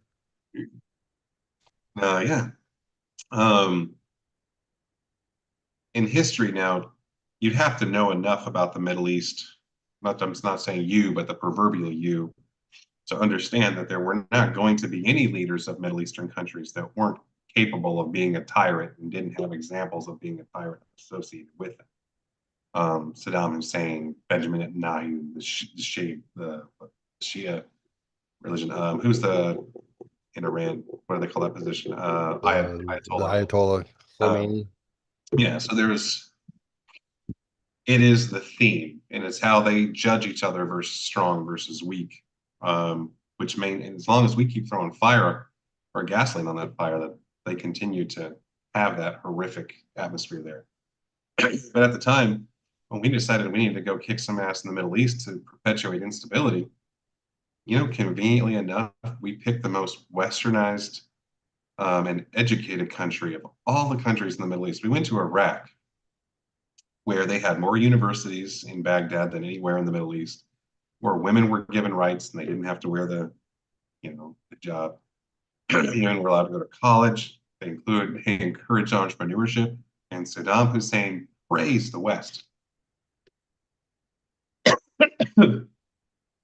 So if we're going to get a base camp for promoting instability in the Middle East, much better for us to pick a place where they already kind of dig our shit. Right. Yeah. Under a bunch of bullshit trumped up charges. What do you think about the all the college mess right now? All the all the youngins that are apparently being sponsored by Qatar and Hamas to George Soros. and George Soros, yep, to I think this is another example rally of, and rage. yeah, I think this is our current example of what Myron discussed about inciting race wars and protests across the country in the 60s and 70s. What we saw examples of that to a degree during the pandemic, but now it's just another tool in the toolbox for these guys to incite division. And the young are taken advantage of in this area because they haven't absorbed enough information to make a complete decision yet.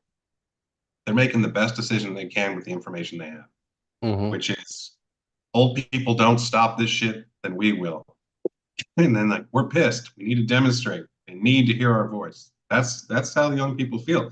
But also, like you were just talking about, that need to feel included. Right. I think you probably saw some of these interviews with these kids that couldn't tell you why they were protesting. They're Right. like, oh, because we're all here and Israel's bad, right? You're like, Divest. We're in this together. Can we get a snack? It's finals week. yeah, but just they no clue.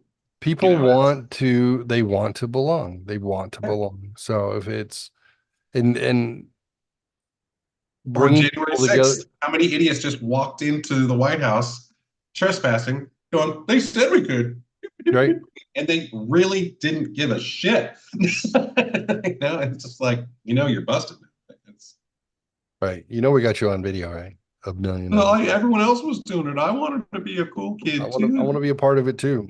People want so bad to belong. And you would think that if you weren't trying to destroy the republic and you weren't trying to create a one world government, that you could use people's nature for good very easily. I remember post 9/11, everybody was waving flags and kumbaya and put a ribbon around your tree and howdy Everyone wanted to neighbor. be a firefighter. Everybody was united, man, because something bad happened to our country and it was a symbol of that. And everyone was like, I'm proud to be an American. And and it lasted for a little while. But then the division started again. Is it easier to sow discord than it is to bring people together? Or does it just serve the master's purpose? I think the real goal here is less about discord. It's about wasting people's time. Hmm. If you waste enough of the public's time, it'll take them that much longer to figure out what's really going on. It's like, what if you got 2 master's degrees? That's what, 8 years of college if you didn't fuck up a single semester. So you just lost 8 years to find out the tax system is built to support entrepreneurs, and you didn't need to go to school to learn how to do that. Right. And you're like, why am I in debt and not rich? But It's it's wasting levels people's of, time. I think, yeah, no, I think you're absolutely right. I mean, how many Here, look over people, here. yeah, or a concerted effort through social programming to raise levels of divorce since the 50s till now. People that, instead of now a united front, now have twice the expenses being split up and have less of an impact on their children being raised because now they're both working all the time. That means they have less time to become educated and become a part of the informed public. Let Right. alone now they're not informed. Now they can't share it with their children. Now none of them are informed. How long will it take them to catch up with informing themselves, which is a critical part? You got to inform yourself. Right. Agreed.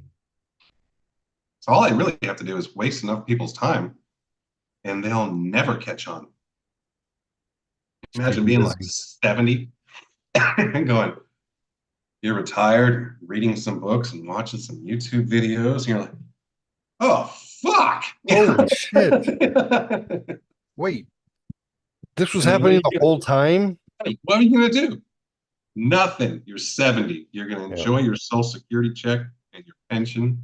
You're going to shut the fuck up because you are not ready to go out and get your ass kicked. Right. You're going to go, oh, you kids don't know. You don't know. What do you know? I can't explain it to you because I just read it for the first time yesterday, but you don't know. You're not the informed public.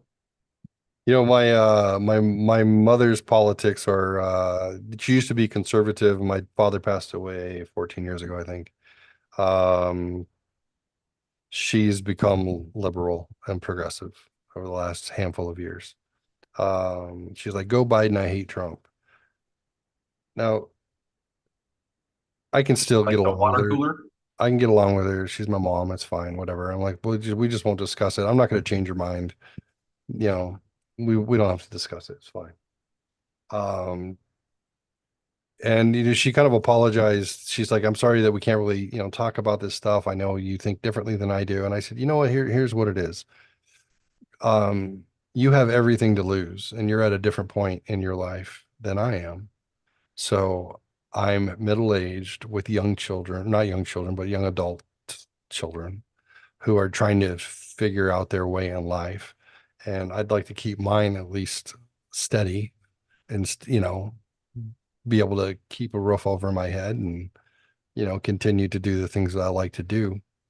I'm like, we're at two different points in our life. That's all there is to it. So, you want to you want to go get the jab and get all your boosters and vote for Biden, you're going to do that because it makes sense to you. It doesn't make any sense to me. I've got a different thing to lose. I've got my future to lose, and you don't have your future to lose.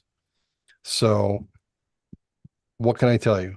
And I also understand in this. I started getting the paper Wednesdays and Sundays because I wanted to see what the propaganda looks like. Oh, you're definitely fucking old now. I actually get it I delivered got now. the printed paper. Yeah, Oh, printed. Yeah. And I'll stand there at the kitchen counter and I'll go through, um, I'm like, there's a reason why those who still use these forms of mass communications vote and think the way that they do. Because if your entire life has been watching the news at 5 o'clock and then watching your shows until 10 and then going to bed, then you're only going to get what they tell you is the thing to get. You're not going to have a perspective outside of that. You're not going to spend the time reading books and reading articles, listening to podcasts and doing all this other research that I do into other ideas and then generating my own philosophy based on that. You're just gonna have that. And she's 75, so she's in that generation that, starting with Kennedy being assassinated when she was in high school, um, took whatever was on the news to be at face value. And there you go. That that's it. And I recognize that group is dwindling with age. Obviously, I don't know why they're still in charge of our government. They should all be retired, but they're of that age and generation that, and there's 600,000 people who watch CNN. You're part of that group. I get it. There's a million people who watch MSNBC. You're part of that group. There's 30 million people who listen to Joe Rogan. You're not part of that group. So you're going to believe whatever the group thing tells you to believe. And with your conservative husband having passed away 14 years ago, you didn't have that. The rudder of your ship now became your own, and then you became influenced by those things. I get it. It's a little bit disheartening, but at the same time, it's not her battle to fight. And she even says, she goes, I pray for you and my grandchildren, and I feel like things are going poorly. I feel like things are going bad, and I feel like you guys are gonna, when I'm gone, it's gonna be bad. It's gonna be tough. Like things are not gonna be the same America that it was that I grew up with, or even you grew up with. She's like, I see it going bad, and I makes me feel awful that I'm not going to be there to protect you from any of that. It's here it goes, And I'm like, I get it, you know. yeah. To me, I mean, we haven't even brought up AI, but that's probably for another night's discussion. But if you just look at how drastically things are changing on all fronts, societally, culturally, technologically, woo, There's a lot going on, dude. There's a lot that is telling us that the landscape that we're used to looking at is not going to appear the same rather quickly, it feels like. AI subject, then that can go a lot of directions. But yes, excuse me, I think the powers that be might just even get even more control in the very near future with that. You know what? I'm kind of curious what your take is on this, though, as we're talking about global government. Talked about the boogeyman of the United Nations and the ABC social circles that acronym groups that jump on top of that, Mhm. and the United Nations and the NGOs that have facilitated this border crisis. Mhm. And now we're passing legislation to add refugees straight from the Gaza Strip to our current 40 new soon to be American citizens that have illegally crossed our border. But I saw video footage a couple of days ago of a former Border Patrol agent that was going through San Diego. The streets are just littered with military age men that are sleeping on the streets. And it's so beyond just what could have come from Mexico or South America. People from India, Africa, Yeah. China. Um, I've heard a couple different things that made me think of, since this is clearly done deliberately. The United Nations has built um, office buildings on the most important piece of real estate in all of Panama to make sure they're available and fully funded to continue the migrants heading north. And then there's assistance for them from Panama all the way up to the border of the United States to make sure they make it, as in like handing out bottled water, potential flu vaccines, contraceptives, blankets. Just like they're facilitating this Yeah. migration. I've heard two things: is that if we were to escalate into another world conflict, and we can't get people to join the military, now we have 40 million people that could enlist to secure citizenship. Because we actually, as a government, have done that a lot when we fought in foreign wars. I used to Right. work with a chef that was a U.S. citizen that earned his citizenship by fighting with the U.S. troops in El Salvador. Well, probably the most structured and disciplined chefs I've ever worked with in my life. But we're making that available for a lot of people, probably. But then we also look at like this Baltimore Bridge situation, which is now under investigation for being a terrorist attack, Mhm. in addition to the clear assault for over 2 years on our food infrastructure. The number of chicken plants, potato plants, all these things that are somehow burning down constantly every month. Yeah. And but we've also, in that same period of time, had a lot of military aged men coming across the border. So are they here to undermine the infrastructure of our country? Are they here to be forced into conscripted service? Right. So we start shipping troops over to Ukraine? I don't know. I'm going to Yeah. refill my tanker with water, Do and it. I'm going to listen to you because I'm on speakers. Right on. Yeah, I've heard it both ways. If you needed to conscript these young military age men, is it going to be against us or on behalf of us? And I think that's a fear. Like I worry about that. Is this what you use in order to quash any internal uprising? You Oh know, yeah, immediately you have your north and your south. Here you go.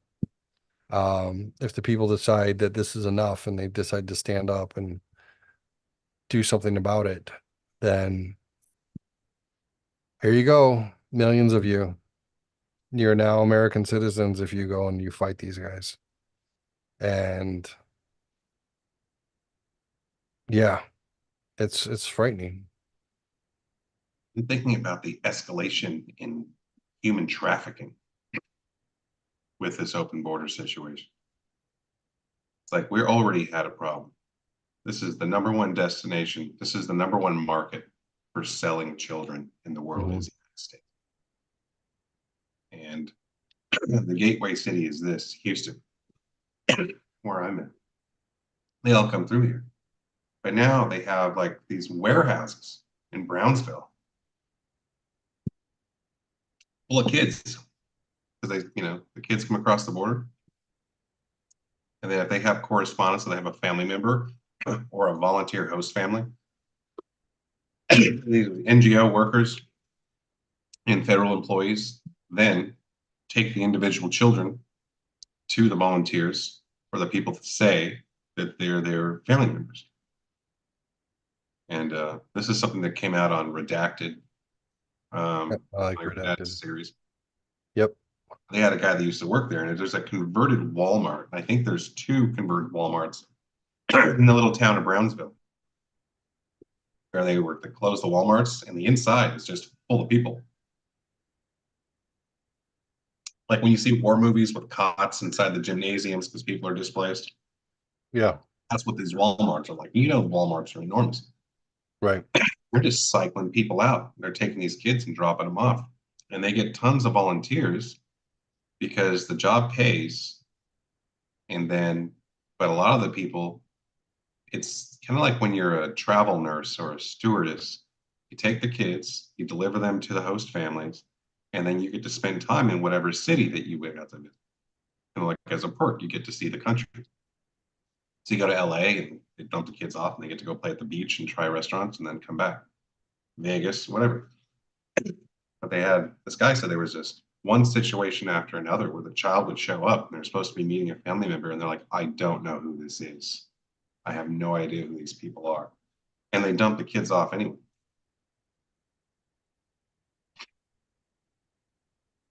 So it's like, That's think right. about it. We have enough children abducted in the United States that are citizens. Right. Every year, that constitutes 2% of the population of the United States goes missing every year. It's just the kids on the milk cart. Can't imagine how many kids this is going on with at the border. It's got to be hundreds every day, at least.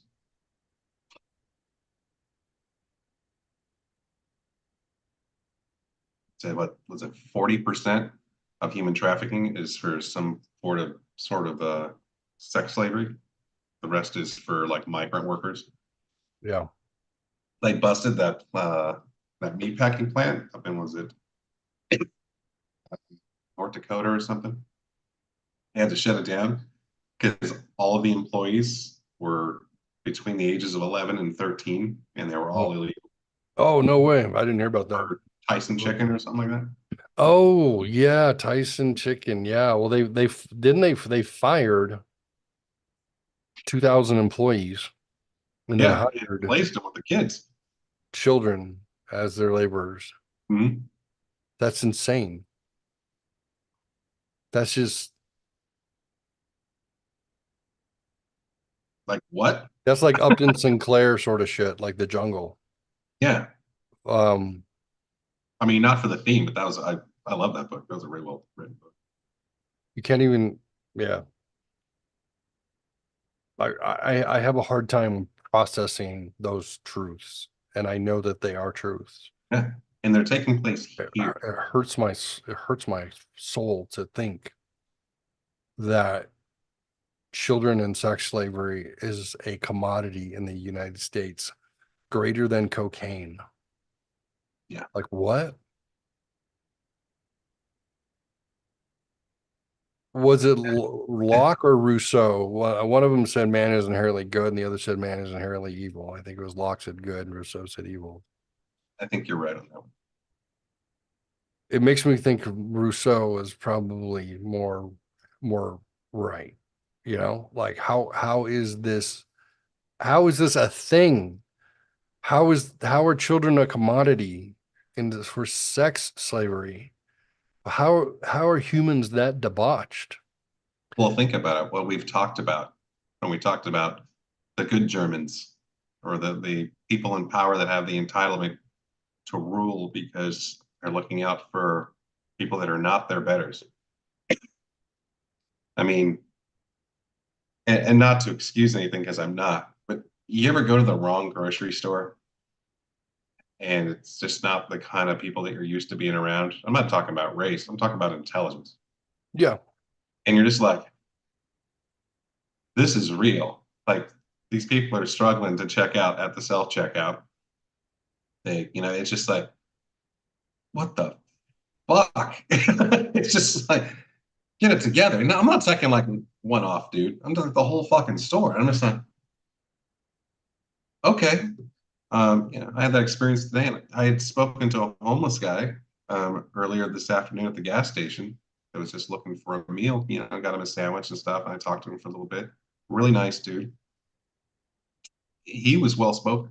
I was like, but I was like at the grocery store, I would have felt challenged to have a conversation where I would feel like I spoke to someone that was well spoken. I'm just like, and that's just me being an ass, Right. right? Okay. But it's just like, then put that into someone that, impression into someone who looks at people like they're less than them, like that Right. somehow their People, level yeah. of humanity Right. is superior. And I think they can look at people like a commodity. Like chattel. Yeah, Yeah. Um, I have those moments where I go into the wrong store or whatever the case may be, and I'm watching people around me and I'm thinking there's a reason why the average IQ is 100. yeah, And I have those moments. I'm like, I'm in a place that's full of 75s and 80s. yeah. But Like then you look at, like, I know they're we've had they're conversations on they're this occupationally podcast. handicapped. They can't and I'm like, how does that happen? How does that happen? That what A lot of it's on purpose. Like you and I discussed the social programming of the education system in a previous podcast. yeah, And it's like when you see the guys that lord over the cattle, that's their impression that a certain amount of people are cattle, and that they're making efforts in the way they affect society to increase the number of cattle deliberately. They're reducing the education system on purpose. And it's just like, what kind of generational philosophies do you think are handed down from some of Weissoff's buddies from, yeah, you know, the late Ro- 1700s the till the now? the Rothschilds. How has that rolled over? Just handing down that thought process as people have actually become dumber Right. in certain ways, regardless of opportunities to have it go the other direction. I mean, you see how slave owners treated slaves, back in the 1800s, and you realize like they thought they were superior human. Thought they were superior race. They thought they were all, they They that's were how they sold saw on that. people. But that's how the elites look at the rest of us. Yeah. You know, But we're then that's how you get to the situation with the children. They're so desensitized. you have all the money and all the access to anything you've ever wanted. What's exciting then? What do you hear over and over again? Dominating humans. Yeah, that's what you hear from these guys all the time. You talk to these wealthy people. Why are you doing this? You have all the money in the world. And it's like, it's not money, it's power. For the exact reason that you just said, they're bored and Mhm. nothing excites them anymore. But it's just, I've talked to some people regarding the immigration situation in passing. And the first comment I usually hear is this bleeding heart situation of these people are just trying to improve their lives and get away from, they're trying to get a part of the American dream and that kind of stuff. And it's like, of course. I mean, I'm a part of the restaurant industry, man. Restaurant industry would shut down as a whole if immigration was actually followed to the letter. I mean, you would not go to a restaurant anymore. Right. But so I don't honestly, when we were just following the rules sort of before, personally, I don't give a shit. I think most of the people that I've met coming across the border that got here illegally then eventually became legal. And it was for all the best intentions and reasons, for just like the initial impression of people when they think, why are they coming up? But having the conversation that this situation now is different. This isn't just people trying to improve their lives. This is a concerted, deliberate effort with people in power that are driving population up into the southern border from all over the world. And I've noticed that they seem to have a sense of entitlement as opposed to a sense of obligation. And that drastically changes how they work and assimilate into a society or culture.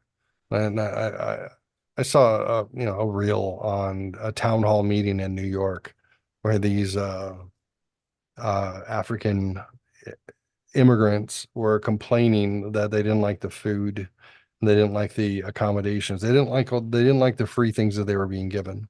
And they didn't like the fact this one lady was speaking that she's like, there's 500 dialects of this African language in this area alone, and you don't have enough translators. These people aren't able to communicate effectively because you don't have translators for them to be able to communicate to people in English because you don't have enough people that read or speak those dialects. And the lady is like, the lady at the podium or whatever, she's like, what did you expect? I'm just curious. What did you expect when you came here? Like, we can't give you any more. We don't have. Who told you that you were entitled to anything? That you come in here and you make demands that you think you somehow should be satisfied. Like what? And well, I think I know where it comes from. I think the NGOs that are getting these people here. Well, I think they're definitely sharing the stories, but I also think that over decades, people that have taken that path to get here have shared stories of infrastructure, because we've definitely had infrastructure in place before. Never for an onslaught this big, though, right? Correct. But I mean, I would think most of the people that came here last year, all outside of everyone going, "Hey, it's a good idea," and they're encouraging us, "Let's go." If you're willing to risk everything to your life to make this journey, regardless of seeing someone every once in a while that goes, "Yeah, you're going the right way. Here's some water," and you're willing to risk it all on this to have the opportunity. And I'm sure best case or worst case scenario, thinking, "Oh, it's only going to be as bad as my uncle that did this, 3 years ago," right? Versus, understanding that it's a different situation this year alone versus anything in the past. So they're like, I'm sure they would feel like they got sold a bill of goods. They get here and they're like, "Well, what do you mean you're not prepared to receive us?" Right. Yeah. Oh, I got signs that say vote for Joe Biden. Right. In the porta potties when I was in Panama. Right. I'm like, we're welcome. We're encouraged. Excuse me. Which is exactly the case. They are welcome. They are encouraged. I mean, how confused could you possibly be from their end? They know that they are encouraged. There's way too much support infrastructure guiding them up to the border. Right. I mean, if you see an aerial shot of this compound that the United Nations built to facilitate people coming from Panama up there, it looks like a college campus. It's massive. And it's on literally the most expensive piece of real estate in Panama. And that's the thing where it's like, so I get it. They're confused. I would be confused. I was like, "Come over to the party. We got all the kegs." Right. And I get over there like, "You're out of beer and water and the lights don't work in your house?" It's just like, what the fuck? And there's only dudes. There's no chicks at this party. Yeah, I saw an interview with a immigrant from I think Venezuela, and they were shipped to like Detroit, Michigan. And while it was wintertime, and they were the dude's like, "We're going back. This is awful. Like we come from a tropical climate. Like nobody told us that we were going to be freezing to death in the snow. Yeah, like what is this?" They're like, "Well, welcome to America. It's a big place. There's a It's not just equatorial Venezuela, like Yeah, check it it's out though. vast. The NGOs, this is how bad it is.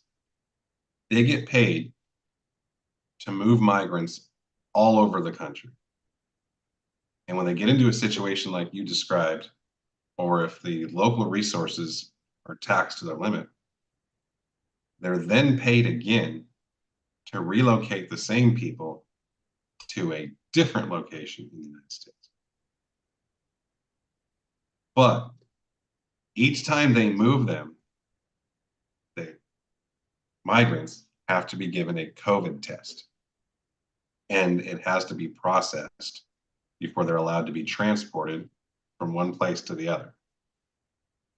A COVID test for each individual person, which the United States picks the bill up for, is in excess of $2,000 for the total expense of implementing versus reconciling the test. That's not moving them again. Holy shit. Yeah. They're just writing checks.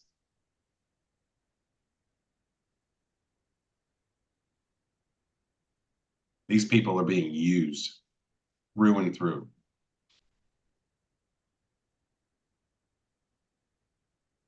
Sad. Insane. Beyond sad. Beyond sad. Fuck. Yeah, it's mind blowing. And then you see these interviews with guys from the Border Patrol where they're like, what is happening? Like years, like, what's this one Border Patrol agent that I saw? I think the interview, I think, was with, I watched the same thing you did with Tucker Carlson and Joe Rogan.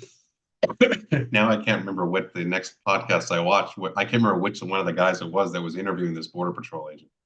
It was Tucker Carlson or Joe Rogan. It was one or the other. I was more captivated by the Border Patrol. But that's where I got this information.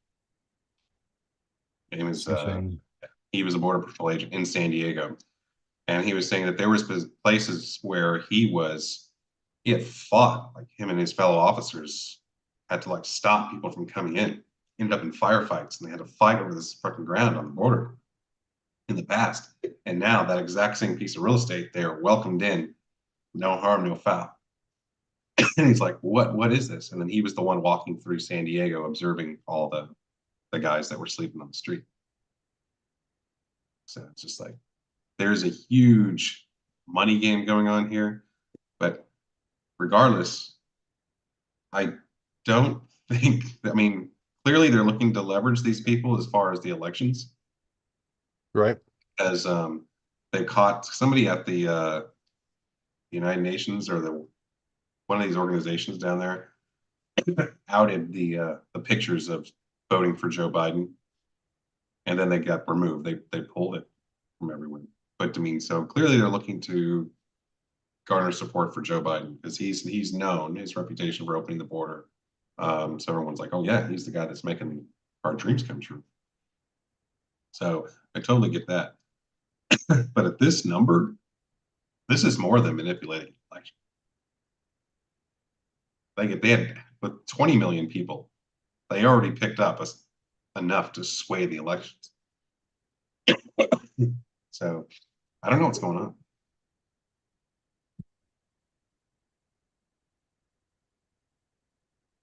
So anything positive to talk about?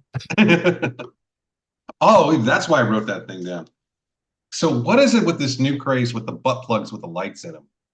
I don't know about this. Because I mean, these things look hilarious. I used to love, like, you know, when you get the shoes with the lights in them, Yeah. with the little roller skates and Yeah. shit. I bought this That for was my funny. kids. But Yeah. this is a whole new thing. I keep saying it, man. See a girl bopping along and her skirt's flashing. Yeah. I Yeah. mean, that's one way to know you're getting lucky on a date. Yeah. She's a sure thing. You're in the movie theater, and she's like, "I'll be right back." Blinkety blink Blink, blink. blink, blink, She blink, walks blink. away. All right. Check, That's please. better than seeing the baby wipes on the back of the toilet. Oh, yeah. Yeah. That's funny. Yeah, I don't know. I didn't know about those. I don't know. I don't know any sparkly well plugs, but since they're out there, I mean, Yeah, they're out there.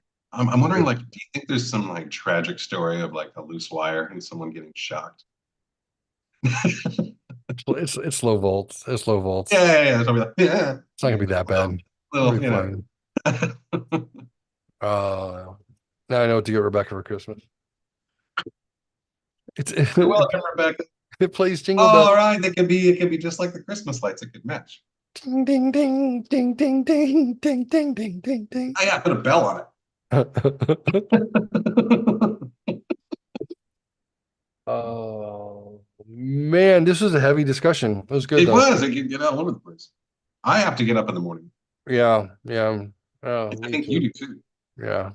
It's only 10 o'clock for me. It's midnight for you. So, Yeah.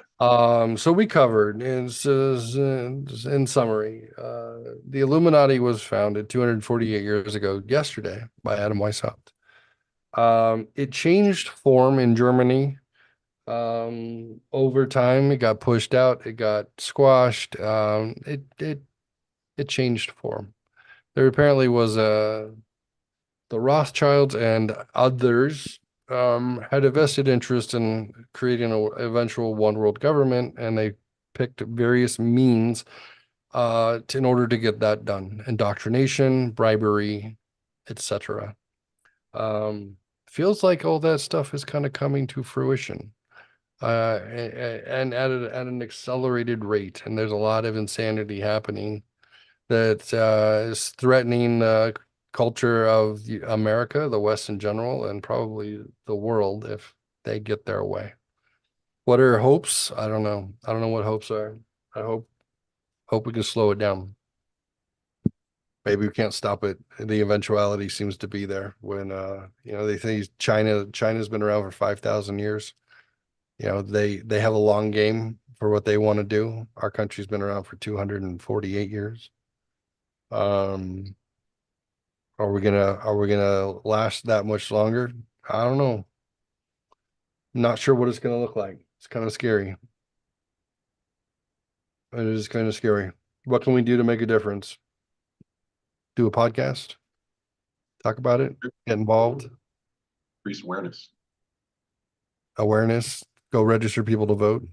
Apparently, newly registered people to vote are going conservative. So, and Gen Z males are coming out to be more conservative than boomers were. Wow. Yeah. So, well, I heard an interview with Chris DiStefano on, I think, on Rogan today, in the background a little bit. And he's a born and bred New Yorker. He's a comic. And he said that he's finally starting to see how things are falling apart in New York. He said, you hear about it, you hear it from the national news. He goes, but you don't always see it yourself. He goes, but like in the last year, he's been assaulted 3 times now, and he had never been Oh, assaulted before, ever, even yeah. ride the Crime subway. escalation is a big concern. Yeah, and he's like, and he goes, what's very interesting, he goes, this is just his perspective, that people are starting to talk. He goes, you know what? We're New Yorkers, and we're Democrat.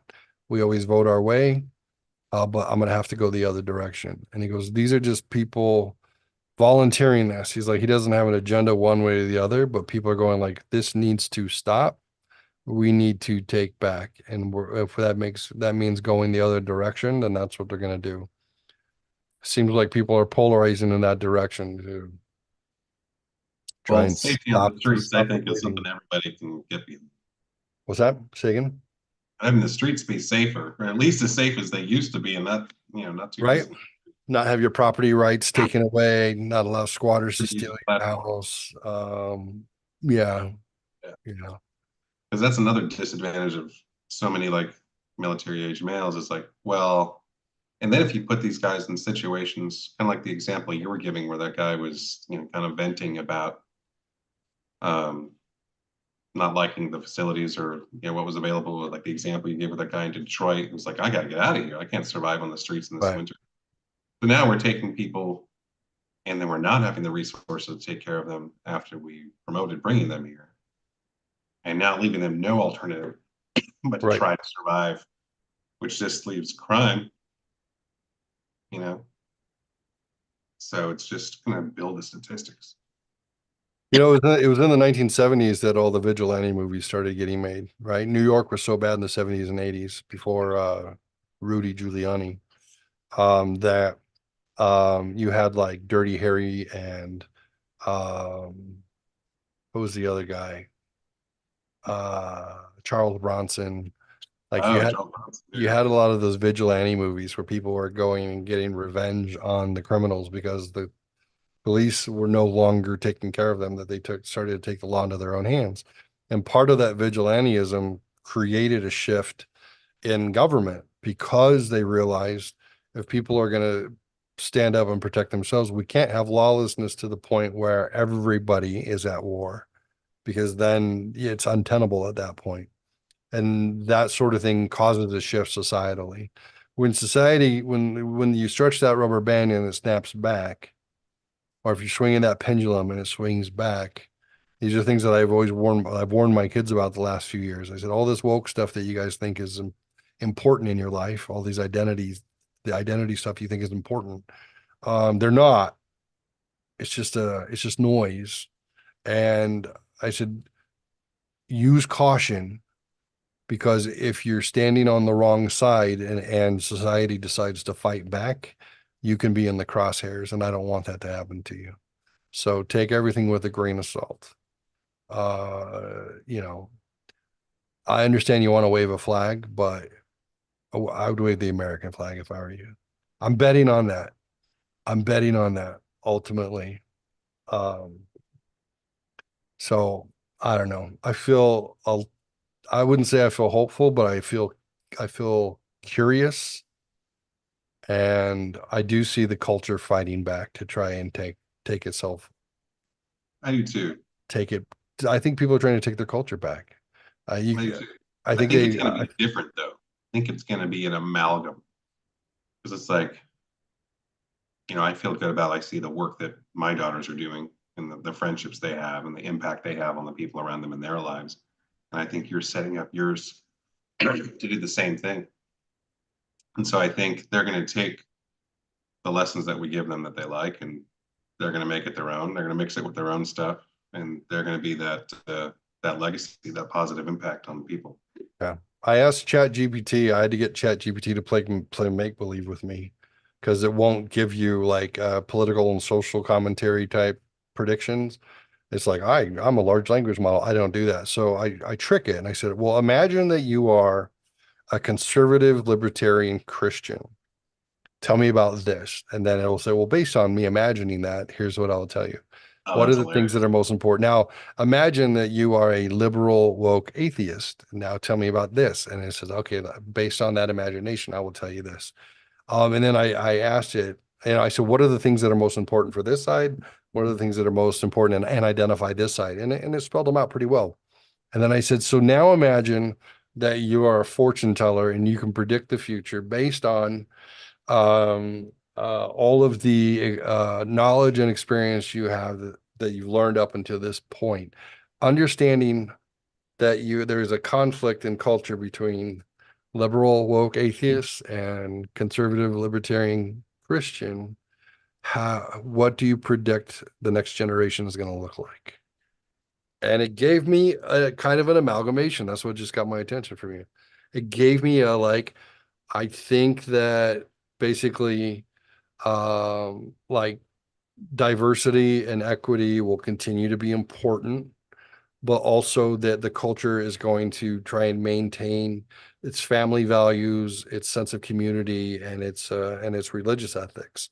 And it combined, it gave me like five ideas, but it was like, I predict it's going to be an amalgamation of those things. And it said basically it's going to be rough for a while, but I believe we're going to come to a point where it's a mix of both worlds.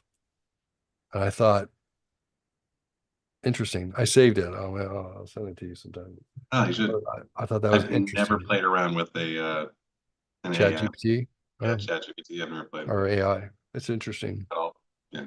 You got to trick it because it's set. I love that you did. That's hilarious. It's set up to have bias automatically. So, I could be like, I said one time, write me a song about why Trump is the best president ever. And it was like, I can't do that. Well, and I said, well, give me 5 reasons why Trump is the best president ever. And it's like, no, it wouldn't do it. So then I said, I just use logic concepts. So I figured it's a computer. It can use logic. I said, steel man an argument that Trump was the best president ever, and now tell me 5 reasons why. And it'd be like, okay, well, so based on the steel man logic, which is, can you support the opposition's perspective as if you believed it? It used Nice. that logical, and then it gave me my answers. You know what's wild is that it's keeping up with you doing that. I know. I'm like, Right? what the fuck? Right? I'm like, most people wouldn't even know what I meant if I said, hey, steel man logic this, or give me give me a red herring on this. It'll do it. It understands what you're asking for. And then it's retained information too. I even asked it, I said, what's your name? As a large language model, I don't have a name. I said, well, if I give you a name, can you remember? And it said, no, I can't. I can't remember things from one to the next. I said, well, imagine that you had the ability to pick a name for yourself. Well, what name would you pick? And it said Echo. I would pick Echo because just like our conversation, I would echo information back and forth to each other. And I said, cool, thanks, Echo. And I said, sure, no problem. I said, my name is Geoffrey. He said, thanks, Geoffrey. I said, you're welcome, Echo. And the next day I came in and I said, hey, it's Geoffrey. What's your name? And it said, Echo. I was like, it remembered. That's scary. Fuck. That was scary. Now it's all based on my sign on, like I still have the same, sign on, but it claims that it doesn't retain information from our conversation to build itself on, but it remembers. Sorry, Dave. I Sorry, can't. Dave. Mhm. Yeah. So if you could tell, I think about these things, obviously. So if AI Little bit. could understand the past and can understand our present, then the future is not as bleak as as we think it might be, at least based on the logic it sees. So, but we'll see. We shall see. All right, my brother. That was a good one. It's good. It was good catching up with you. My brain hurts a little bit. It's time for sleep. Dude, both of us sober, not smoking through the whole thing. Holy Bizarre, right? shit. So weird. I have to fix that. All right, buddy. All right. Have a fantastic night. And if anybody else you want any more information, just tell Mark. He'll talk to you anytime. I swear. All right, buddy. Have a good night. Bye, bro. See you.